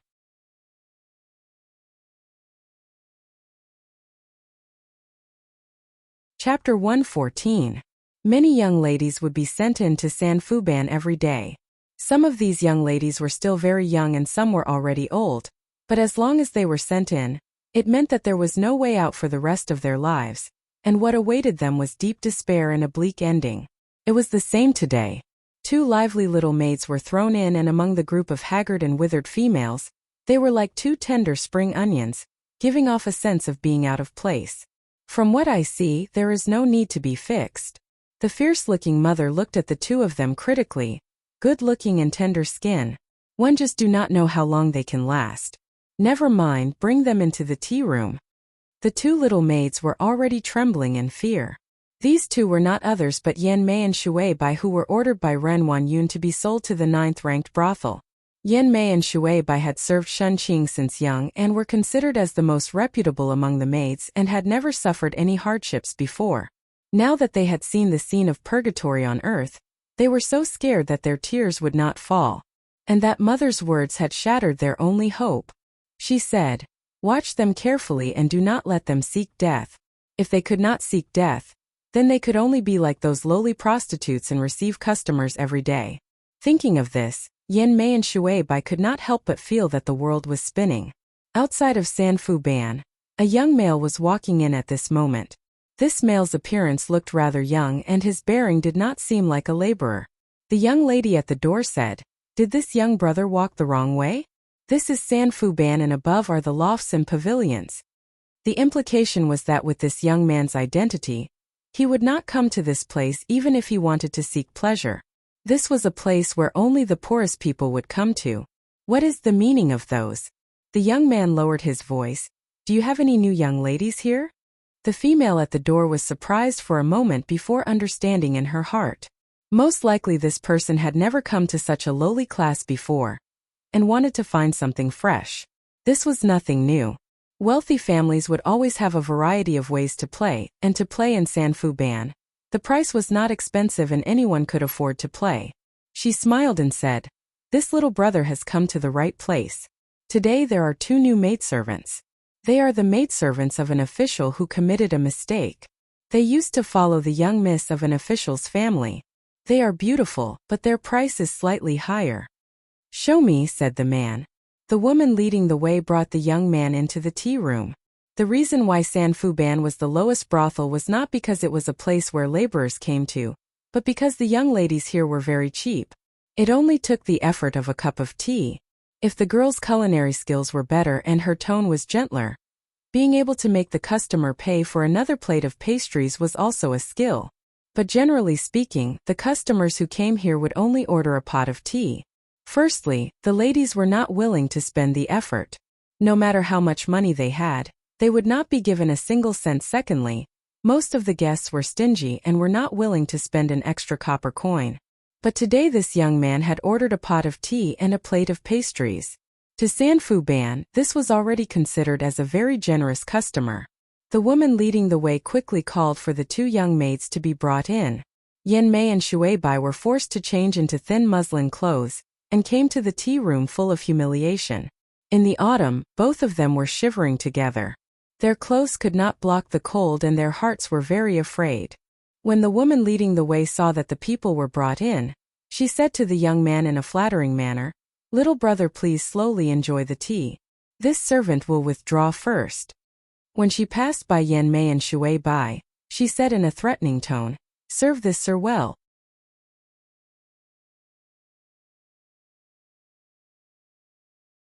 Chapter 115. After the female left, Yan Mei hesitated for a moment, and seeing that the young man did not move, she softly said, "This lord." When the words came out, she felt deeply humiliated. In the past, when they were in the Shun residence, they were the personal maids of the second household's young lady. Not to mention Kai Yun Yuan, even in the entire Shun residence, the maids would be respectful to both of them. But now they had to be ridden by thousands of people and even be humiliated by a strange male. And all of this was given by Ren Wan Yun. It was Ren Wan Yun who threw them to this lowly brothel. More than 10 years of master and servant relationship was wiped out in a day, and they were worse than enemies. "Do you want to leave this place?" that young man suddenly asked. Yan Mei and Shui Bai were surprised for a moment before recovering to their senses. Shui Bai still had some doubts, but Yan Mei excitedly knelt down and said, "If this lord can bring us out, this servant is willing to serve this lord for all eternity and repay this lord." For Yan Mei, staying here was worse than death, and it would be better to follow a man. At least it would be better to live in this miserable life where one would never be able to get out. Shui Bai was reminded by Yan Mei's words and also knelt down, begging this lord to save this servant's life. This lord will order these servants to do anything." When the young man heard this, he almost choked on the tea in his mouth and turned his head away uncomfortably. This person was not someone else but the outer courtyard guard of the Shun residence, Mo Qing. Today he came to San Fu Ban under Shun Miao's orders. Even though he did not understand how an unmarried young female like Shun Miao would have such understanding of the brothels in the capital, but today he still had an important matter, and even though it was somewhat awkward, he still did as she said. "I can buy your slave contracts and you do not need to follow me and be free," he said. When Yan Mei and Shui Bai heard it, they stared at Mo Qing in disbelief. They did not understand how there would be such a person, as the males that came here were naturally looking for pleasure. The young man in front of them did not look like he was a coolie. Yan Mei was naturally more alert as she asked, "What does this lord want these two servants to do?" "Simple," Mo Qing said. "One heard that both of you were the personal maids of the young lady of the general residence's second household. How did you end up in such a situation?" Shui Bai bit her lips and said hatefully, "Because we committed a mistake and were expelled from the Shun residence. But the two of us did not commit any mistake and are only slaves and maids. Whatever master says we will do." Up until now, Shui Bai had not revealed the key to the matter. It could be assumed that she still had some affection for the second branch. Mo Qing said, "Then you all are hateful?" The two of them were silent. Hate? Naturally he hated them. It would have been fine if he had given them a cup of poisoned wine to end everything. However, he had to use such a method to make them live a life worse than death, existing in this world like a walking corpse. But what did they do wrong? No one knew what had happened that night. Shun Qing's inexplicable disappearance was the fault of these servants. Although he was heartbroken that something had happened to his young mistress, only a saint would be able to push all the blame onto the two of them. Thinking about it, you also hate. Yan Mei, I heard that you have a younger sister who is a second-rank maid in the Shun family's second household's courtyard. Shui Bai, you have a lot of face in the Shun residence and there are many sisters around. Yan Mei and Shui Bai were startled in their hearts. This person had actually told them everything about their origins. Yes, when Yan Mei and Shui Bai were bought into the Shun residence, they initially said that they were orphans, but that was deliberately concealed in order to select them. Yan Mei's biological younger sister was a second-rank maid in Ren Wan Yun's courtyard. Because Shui Bai had a lively temperament, there were many good sisters in Kai Yun Yuan. There is no free trade in this world. I will bring you all away, and you all think of a way to tell me about the second household of the Shun residence.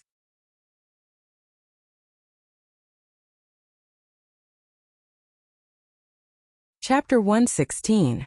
The two of them immediately raised their heads. Yan Mei cried out involuntarily, You want to deal with Madam? This person had already investigated the two of them thoroughly. However, what he wanted was information about the second branch. In other words, he wanted to plant a spy in the second branch. It was naturally impossible for Yan Mei and Shui Bai to return to the second household, but their sisters were still in Kai Yun Yuan in the Shun residence, so it was naturally possible to pass some news in private. What do you want? Shui Bai asked. What does this have to do with you? Mo Qing said. Second foreign of the Shun family sold you to a 9th-rank brothel and want you, living a life worse than death. It's not too much to treat your enemies. Could it be that you still care about the relationship between master and servant? If you don't look out for yourself, heaven and earth will destroy you. It's fine if you want to be loyal servants.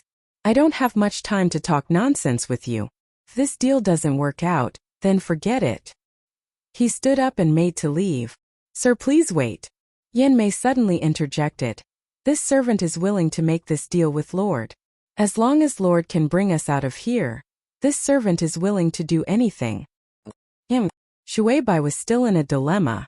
Shui Bai, think about how you treat Madam, and how Madam treats you. This man is right. Every man for himself. Are you going to stay here for the rest of your life? Just like those women outside who still have to receive customers even when they're sick? Yan Mei spoke quickly and anxiously, seemingly with a trace of ruthlessness.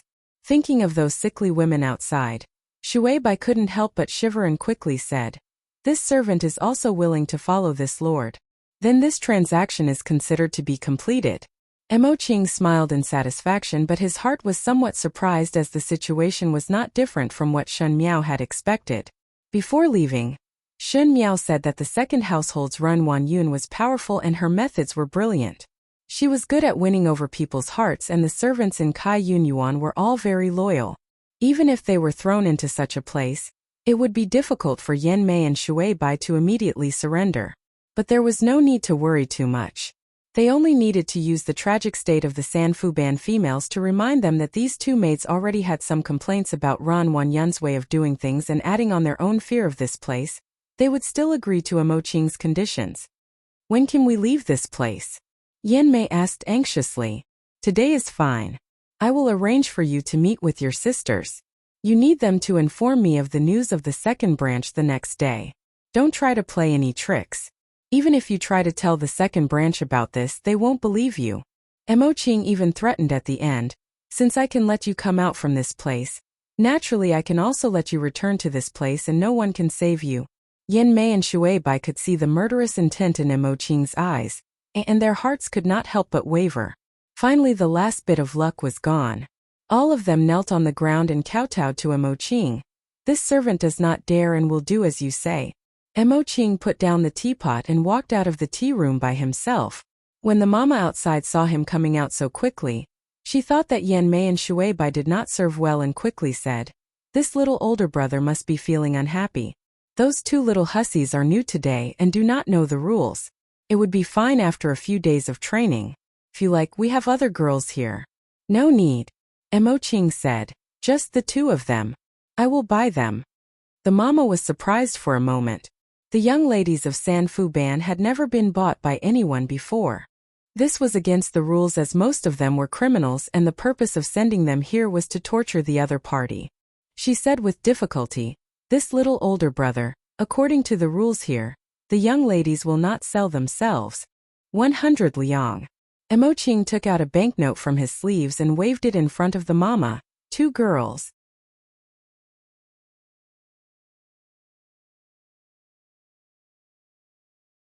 Chapter 117. The mother's eyes lit up and suddenly snatched the banknotes from Mo Qing's hands. Fearing that he would regret, she smiled like a blossoming flower. Since little older brother likes it, it is the fortune of these two girls. This servant will go and bring their slave contracts over. But little older brother must remember not to let others recognize these two girls, otherwise if Sanfu Ban would be in trouble, little older brother would also invite trouble. 100 taels of silver. Even in those better brothels, the young ladies who were sought after would not be able to sell for such a price. Even if Yan Mei and Shui Bai did not eat or drink until they died of old age, one feared that they would not be able to earn back even half of the money. The mothers here were all doing business, so how could there be a reason to not want the money? But she was also worried that if it was known by others, especially the master who sold the two girls, she would be in trouble. Now she could only pretend that the two girls were dead. When the mother happily went to bring Yan Mei and Shui Bai out, Mo Qing was somewhat regretful. 100 taels of silver was not a small sum of money, and it was exchanged from Jing Zhe pawning an entire box of jewelry from Shan Miao. Now it was to redeem the two maids, and it was just to plant an informant. Shan Miao's style was a little too big. Mo Qing thought about it but gently shook his head as his heart did not dare to agree. At the opposite Kuai Hualu, the black-clad person appeared in front of the window and said, "Master, it has been investigated clearly. That person is an outer courtyard guard of the Shun residence, and the two girls that were bought were once the personal maids of the daughter of the Shun residence's second household. It seems that someone wanted to plant an informant in the second household, and the person behind it is unknown." To be able to clearly hear the conversation between Mo Qing, Yan Mei and Shui Bai, it was obvious that this person's skills were extremely high, else even Mo Qing would not be aware that he was being eavesdropped. Gao Yang narrowed his eyes. It seems that the Shun residence is not too peaceful. The person behind it did not even let off the maids. TSK, it is too pervasive. "Master, do you want to investigate that person?" The black-clad person asked the purple-clad youth. "No need. I know who he is." Xie Jingxing raised his eyebrows. "You know?" Gao Yang looked at him. "Who is he?" "Who was he?" Xie Jingxing smiled and his eyes were somewhat deep. Shen Miao found a highly skilled guard. Even though it could not be compared to his subordinates, it was enough to deal with those people in the Shun residence. As for now, he did not even let off the little lass from Sanfu Ban. It seemed that he intended to make a move. However, none of this had anything to do with him. "Shanlang," Xie Jingxing said, "send a message to Yu Shu to quickly return to the capital." "You?" Gao Yang's expression turned solemn. "It's not that they didn't find anything. Why did you call them back?" "He who strikes first has the advantage," the young man said calmly. As time passed, the general's mansion seemed to have regained its former tranquility. Shen Miao had been grounded for a long time, and these days she did not go to Guangwentang. Gu Yu and Jing Zhe were afraid that she would fall behind in her studies, but she did not care about it. What was the use of learning those useless poems in Guangwentang? It would be better to stay in the residence and cause less trouble. If there was anything worth being happy about, it would be that Yan Mei and Shui Bai that Mo Qing had bribed finally met with their sisters. Shui Bai was still alright, but Yan Mei's younger sister, Chun Tao, had always wanted to take revenge for her elder sister ever since she knew that Yan Mei was sold to a brothel. Unfortunately, her status was low and she had the heart but not the strength. Now that she had met with Yan Mei and knew that her elder sister was fine, she promised Mo Qing without a second word that she would pass the message for Mo Qing. Coincidentally, after Yan Mei and Shui Bai left, the two personal maids by Shan Qing's side were empty. Ren Wanyun saw that Chun Tao was clever in doing things, so she gave Chun Tao to Shen Qing to be her personal maid. This way it would be easier to grasp the movements of the second household.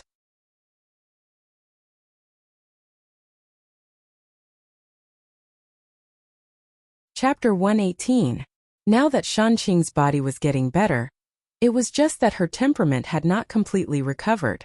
Even though it was much better than before, she would occasionally be absent-minded and would tremble in fear when certain words were mentioned.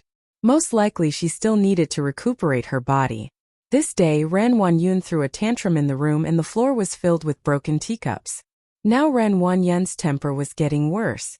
In the past, because everything went smoothly, there would be times when she was unhappy, but now she would punish people every 3 to 5 days. Kai Yunyuan was gloomy the entire day. "That heartless person," Ren Wanyun said angrily, "only know how to run to the vixen's courtyard. Qing'er became like this and only came to visit a few times. So heartless." She was scolding Shen Gui and the servants in the room did not dare to breathe loudly. Ren Wanyun was angry at Shen Gui, but it was not so. It was the letter that she wrote to Prince Yu, indicating that Shan Miao and Shan Qing had exchanged identities that night and was stopped by Shen Gui.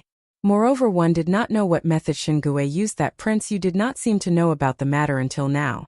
She originally wanted to use Prince Yu to punish Shen Miao, but it was spoiled by Shen Gui. Ren Wanyun was not reconciled and could only vent all her anger on Shan Miao. Just as she was thinking, she heard a cry of alarm coming from the inner room. Ren Wanyun's expression changed and quickly went in to take a look. She saw Chun Tao holding a small bowl of porridge to feed Shan Qing. But she did not know how the porridge was spilled and Shan Qing was half lying on her stomach vomiting. What happened? Ren Wanyun snapped and glared at Chun Tao. Let you take care of young lady and you are so lazy. This servant deserves to die. Chun Tao quickly knelt down and said, It is just that young lady these few days often vomited and just now when she was eating the porridge she vomited again. This servant will be bold to say that foreign should not call a physician for young lady. Could it be that she ate something bad? These days the physician that took care of Shan Qing did not come often. Because Shan Qing's external injuries were almost healed and she needed to recuperate, Ren Wanyun accompanied her all day long, allowing Shan Qing to gradually regain some consciousness. Now hearing Chun Tao say that, her heart was anxious. Just as she was about to call Kai Ju to bring an invitation to invite a physician over, she was suddenly surprised as if she realized something. Looking at Chun Tao, she slowly asked, You said that Qing'er often vomited these few days? Yes, Chun Tao was a bit confused.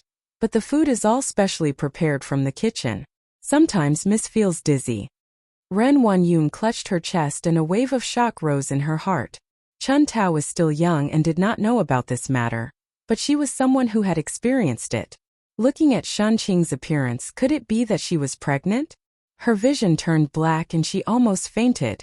Xiang Lan, who was beside her, quickly supported her. Madam, take my invitation and invite physician Chen over. Ren Wanyun paused for a moment before she patted her chest and said while looking at Shan Qing with a horrified gaze. At the side, Chun Tao lowered her head, but no one could see the smile in her eyes. As Shan Qing's personal maid, it was naturally not the first time she had discovered that Shan Qing was suffering from nausea. Most likely it had been some time, but the first person she told was not Ren Wanyun, but Emo Qing, who passed the news to her. Emo Qing also told her that if Ren Wanyun did not discover it, then temporarily hide the matter and talk about it after a period of time. It was also that Chun Tao's luck was not bad.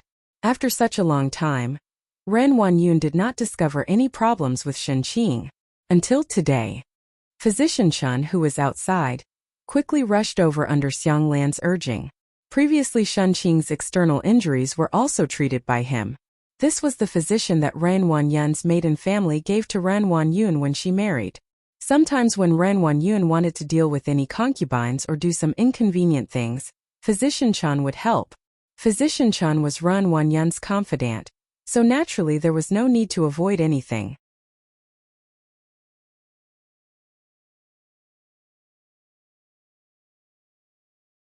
Chapter 119. Ren Wanyun anxiously looked at Dr. Chen as he took Shan Qing's pulse. Shan Qing was still somewhat afraid and shrunk into Ren Wanyun's embrace. Dr. Chen put down his hand and Shan Qing was somewhat dignified. He looked at Shan Qing before shaking his head at Ren Wanyun. All of you leave. Ren Wanyun said to the servants in the room. Xiang Lan, Kaiju and Chun Tao hurriedly retreated.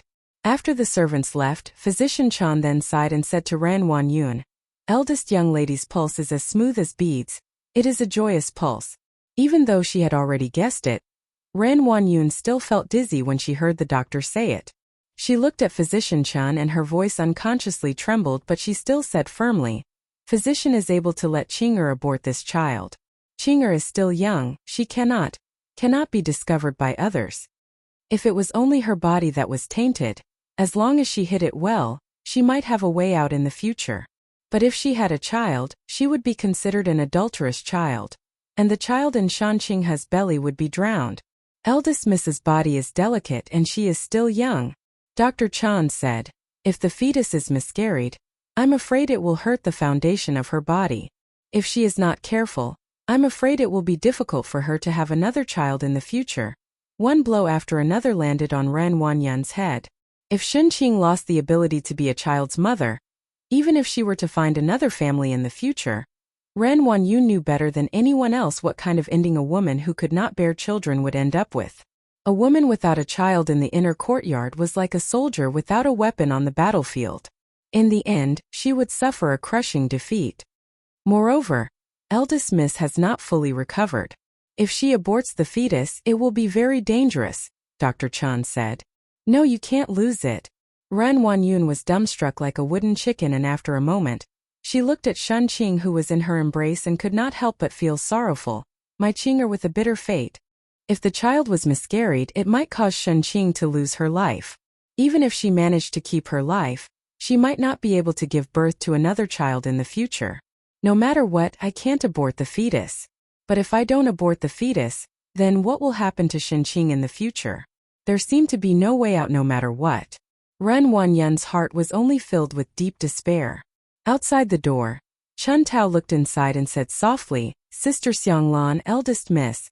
Is Eldest Miss? Shu, Xianglan warned, speak less. If foreign knows about it, you will not have a good time. AI, Kaiju said worriedly. What should we do now? She and Xianglan had naturally guessed what was going on. If Shen Qing was pregnant, what would Kai Yunyuan do in the future? He would probably have to consider every step carefully. Chun Tao curled her lips, but her eyes flashed with pride. Physician Chun came out from Kai Yunyuan and left the Shun residence before returning to his own residence in the northern part of the city. As soon as he entered the courtyard, he saw his wife and child running out. He couldn't help but wipe his sweat. Today, before he went out to see the patient, he received a letter from an unknown person, telling him that when he was going to treat Shen Qing, he must say that Shen Qing could not abort the fetus and think of a way to let Ren Wanyun protect the fetus, otherwise he would kill his entire family. That letter also included his wife's hairpin. Physician Chun was afraid in his heart, and when he was treating Shen Qing, he could only do as that person said. He was originally Ren Wanyun's maiden family who spent a lot of money to help Ren Wanyun, but now he had betrayed his mistress, thus his heart was naturally shocked and afraid, and secretly thought about leaving the capital. Even so, Physician Chen's heart still had some doubts. According to what Ren Wanyun said, even Ren Wanyun herself only found out that Shen Qing had morning sickness today. How did the person who threatened him know about this matter? In the western courtyard, Guyu walked in and whispered a few words to Shen Miao, who was playing chess in front of the table. After a moment, Shen Miao then smiled, well done. Have you sent the money to Physician Chen? Mo Qing had already sent it over. Guyu said, why did young lady give him such a generous amount of money? Since he had already threatened with his life, there is no need for money. That is not the same. Shen Miao put down the chess piece in her hands and smiled gently. People will change. Physician Chen would sooner or later escape the capital with his entire family, and it would be difficult to handle in the future. But if one were to give a large sum of money, what do you think he will do? This servant does not know. Guyu shook her head. He would think that since he had already betrayed, he might as well betray to the end and take more money to be worthy of his betraying mistress. He would continue until his mistress found out that he had been betrayed and maintain the entire lie to not be exposed. Guyu was slightly surprised for a moment and could not say what kind of feeling she had in her heart. Since when did her own young lady know what a capable person was thinking in their heart? But, Guyu said in puzzlement, what is the purpose of maintaining this lie? For what? Shen Miao smiled. Let Mo Qing speak to Chun Tao and let her help eldest sister to take care of the fetus. The better the pregnancy, naturally it would be the most beneficial for us.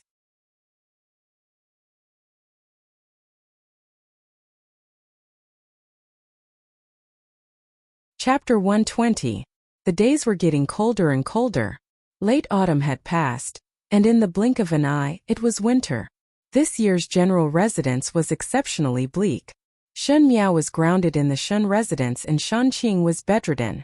Every day only Shen Yu went up and down Guangwen Tang, and even at the mid-autumn banquet, only Chan Ro Chiu brought Shen Yu along.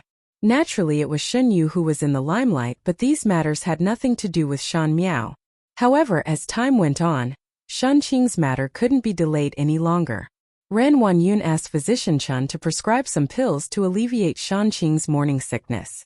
Others would not be able to see any problems, but if it continued, the paper would not be able to wrap the fire. This cannot go on. Ren Wanyun frowned as she pressed her forehead. One must think of a way to let Qing or go out to avoid it. Moreover, he would bring Shan Qing back after she gave birth to the child. In order to avoid other people's eyes and ears, He would say that Shunqing was suffering from a malignant disease. Perhaps the world would be at peace once the storm had passed. But with your current body, if you give it away, you will inevitably suffer. Xianglan was a little worried. Moreover, this trip will definitely take some time. Young lady's youth will also be delayed. Ren Wanyun's brows frowned. It was correct that Shunqing's nominal age was 16, and after one more year, she would be 17. In this Ding capital, it was just right for females to marry at 16 or 17 years of age, but Shunqing was an official's daughter, and naturally the in-laws that she would choose would be of high status. If he waited another year, he was afraid that all the good noble children would have already been picked by others. Yuan can only rush back at the end of the year, but Qing'er's body cannot be delayed. A trace of hostility flashed across Ren Wanyun's brows. Foreign Kaiju, who had not spoken all along, spoke. Newbie heard that the assistant minister of the Secretariat Wei family Foreign had recently discussed with Third Foreign, and seemed to want to come to our residence to propose for the Wei family D eldest son, and to ask for fifth young lady. Shun Miao. Ren Wanyun gritted her teeth. She is really lucky. The assistant minister of the Secretariat was a rank 4 official. For a rank 1 military general like Shen Xian, coming to propose was overestimating himself. But the eldest D son of the Wei family, Wei Qian, was a youth with superior talent and looks. To marry an idiot female in the Ding capital, at least in terms of talent, he was definitely worthy of Shen Miao. Moreover, Wei Qian had already entered officialdom at such a young age, and one feared that in the future he would be successful in his youth. Thus it was Shen Miao's great luck to come to propose. Heard that it is the Wei family that has the intention to climb up to the residence. Kaiju said. So they reluctantly used their son to exchange for a chance to be on good terms with the Shun residents. The meaning in Kaiju's words was that Shen Miao was a very despicable person, and was not worthy of that young Master Wei. She was lucky. Ren Wanyun's expression was somewhat sinister. For so many years, even though Shen Xian's official prestige was great, there was almost no one who came to the Shun residence to propose marriage for Shen Miao. It was not because of anything else but because Shen Miao was too weak and stupid. With Shen Xian's official rank, the husband that Shen Miao was looking for would definitely be from a noble family, but among the noble families, they were unable to accept such a matriarch who was almost the laughingstock of Mingqi. So even with Shen Xian's official rank, no one was interested in Shen Miao. Now that the Wei family suddenly came to propose marriage, even though Kaiju said that she wanted to climb up, but upon careful thinking, most likely it was because of Shen Miao's performance at the academy examinations that made everyone feel refreshed, and the original stupid look had changed. Thus the Wei family could not help but take action. Even if it was in the past, Ren Wanyun would not tolerate such a good marriage to land on Shen Miao. Moreover, now that Shunqing was like this, she could not see Shen Miao, the initiator of all this, living well. Foreign need not worry. Xianglan said. Old Foreign will definitely not agree to this marriage.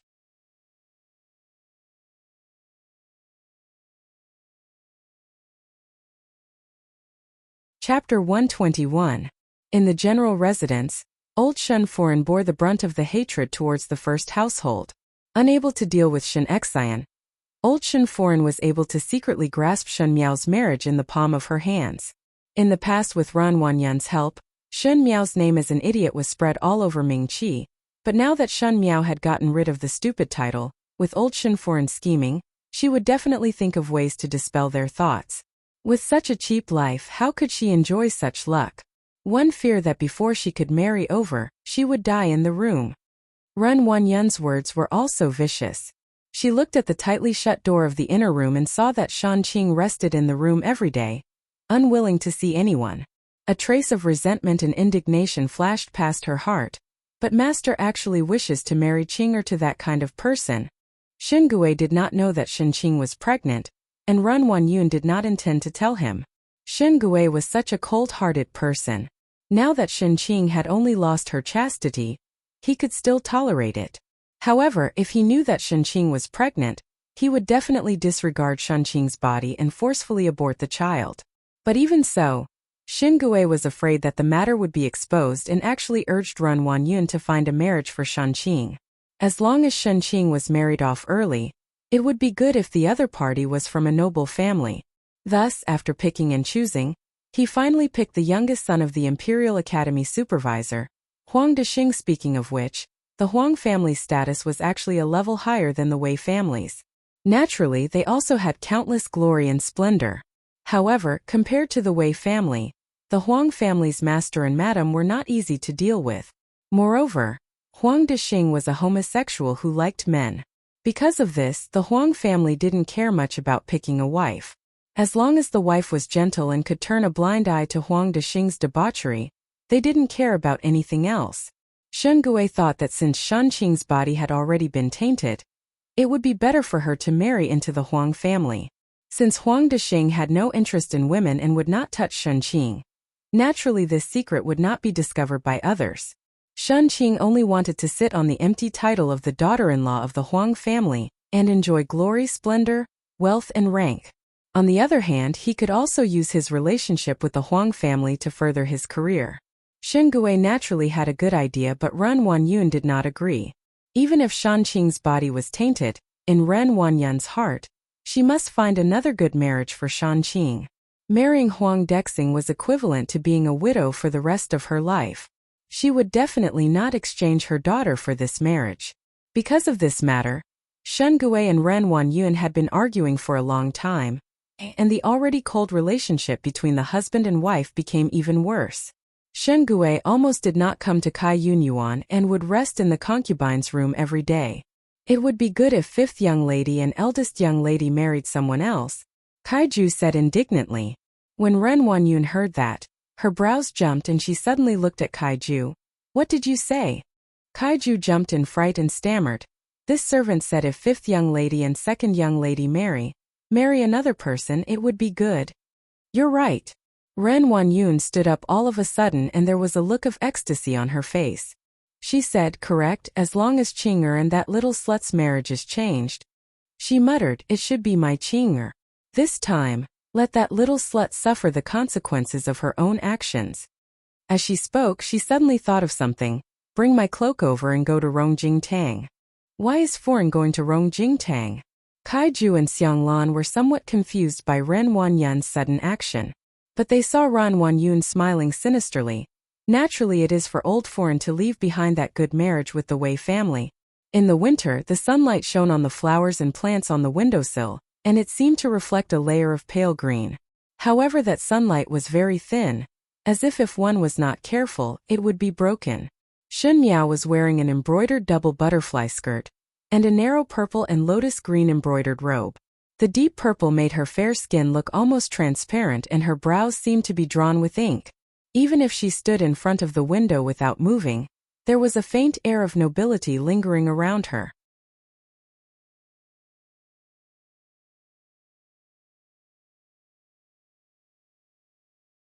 Chapter 122. Bai Lu and Shuangjiang were somewhat dazed as they looked at her. Even for them who had been serving Shen Miao since young and had seen Shen Miao's face for so many years, they did not know why, but every time they see Shen Miao, they would have a feeling of not recognizing her. That kind of faint elegance appeared on this originally childish young female. Thus the lovable became dignified and the immature became austere. Young lady seems to like to wear lotus green clothes.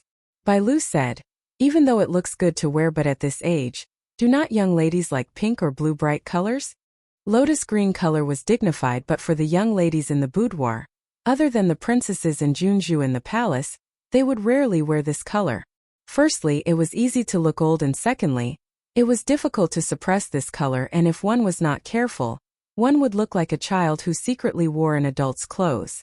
But Shen Miao obviously had a tender little face, but this set of clothes had the bearing of an imperial concubine in the palace. The maids were puzzled. Even though Bai Lu and Shuangjiang lowered their voices, it was still heard by Shen Miao. She smiled gently. Why did she like to wear lotus green? Most likely it was because this color could constantly remind her to be calm, deep, and never be soft-hearted. In her previous life in the palace, she would wear the Empress's court dress every day, and the golden color was able to deter those imperial concubines who had ulterior motives.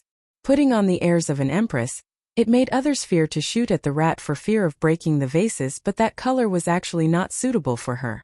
She married Fu Xiaoyi at a young age and experienced many things that others at her age could not experience. It was because of this that her naive and almost stupid temperament was finally honed into a pool of stagnant water. Afterwards she fought for favor with Mei Foran in the inner palace, and in order to protect Fu Shang and Wan Yu, she wanted to keep that bright yellow Empress's court dress, but at the end nothing was left. Evil Purple to seize the vermilion meant to rebel against one's superiors, and to usurp the throne. To always wear purple meant that there would be a day when she would snatch the power that the imperial family of Mingqi yearned for and step on those bandits and robbers. But Shen Miao suddenly thought of another handsome youth who was always dressed in purple. Evil Purple to seize the vermilion. One did not know if that mysterious eldest son of the Xie family also had the intention to usurp the throne? Miss Bad News. Just as she was muttering to herself, Jingzhe hurriedly ran back from outside and said, "Young lady, Mo Qing had obtained news from Chun Tao that the Assistant Minister of the Legislative Affairs, the Wei family, came to propose marriage, and old Shen Foran had accepted the Wei family's Gung invitation." Shuangjiang frowned and asked, "To be in such a hurry, who is the Wei family proposing marriage?" "It's a girl." Jingzhe stomped her feet anxiously. "That Wei family situation is still unclear. How could old Foran not ask young lady's opinion before accepting the Gung invitation? Master and Madam don't even know. This is clearly a forced purchase."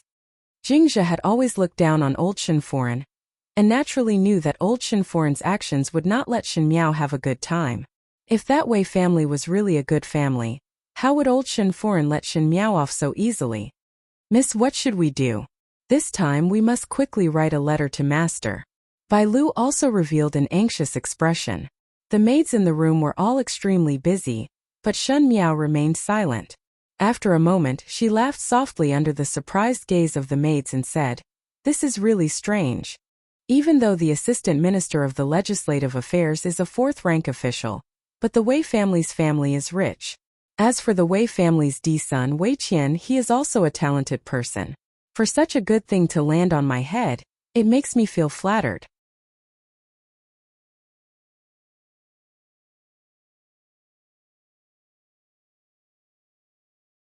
Chapter 123. Young Lady. Bai Lu was startled. Young Lady said that the Wei family is not bad? Not only not bad. Shen Miao said lightly, "One fear that when father returns and knows of this marriage, there would be no reason to reject.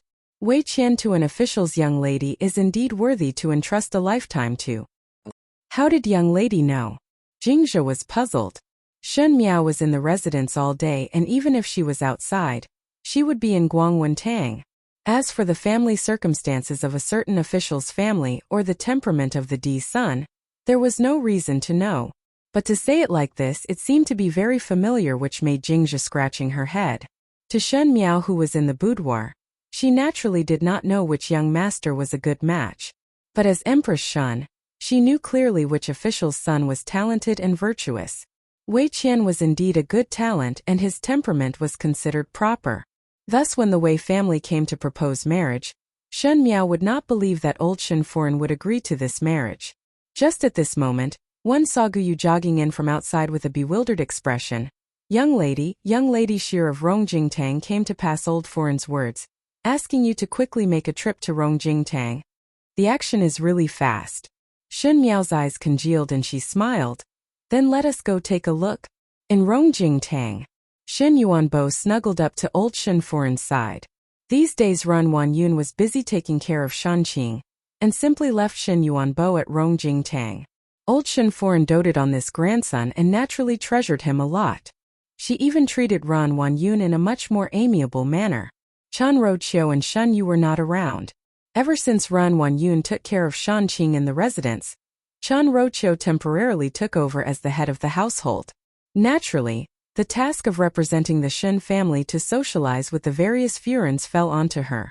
Chan Roqiu naturally would not let go of such a good opportunity, and would bring Shen Yu out to socialize daily. She also wanted to let Shen Yu show her face in front of the various noble Furans so that in the future, Shen Yu's marriage would be more advantageous. Ran Wanyun stood at the lower side of the hall and her eyes were deep, not knowing what she was thinking. Shen Miao was brought to Rongjingtang by old Shen Foran's maid. Shiren greeted old Shen Foran. These days she was grounded and had to copy Buddhist scriptures in the Shen family's ancestral hall, and kneel before the memorial tablet. Most likely old Shen Foran did not like her, and did not let her come over to pay her respects. Seeing old Shen Foreign again was before she was grounded. Fifth girl, recently copying scriptures in the ancestral hall. Is your heart at peace? Old Shen Foreign asked. Upon hearing this old woman's genteel speech, Shen Miao almost laughed in her heart. If one were to say that the elders in the Shen residence were disrespectful, then old Shen Foreign would bear the brunt of it, but at this time she would still say such restless words. She smiled gently as Zuzu wish. That is good. Old Shen Foreign pretentiously coughed lightly and Fuer quickly handed over the hot tea. She lifted the teacup cover and took a sip before looking at Shan Miao. Even though the matter in the past was not your fault, it was because of you. Moreover, your temperament is too stubborn, so I punished you to copy scriptures. Do you blame me in your heart? Shen Miao wouldn't dare. I know you're a sensible person. Old Shen Foreign looked at her with satisfaction. You are so sensible and also my Shen family's young lady, so naturally I will dote on you. Seeing that you have reached the age of marriage, today the assistant minister of the legislative bureau, the Wei family came over to propose marriage for the D son of the Wei family, and the one they seek is you. Do you think that it is not bad? If it was not that it was not the right time, Shen Miao would have laughed out loud. For a person like old Shen Foreign, most likely her lifetime of experience would be in that brothel. How would there be an elder in a family who would ask their granddaughter, do you think that it is not bad? One did not know what old Shen Foreign was thinking.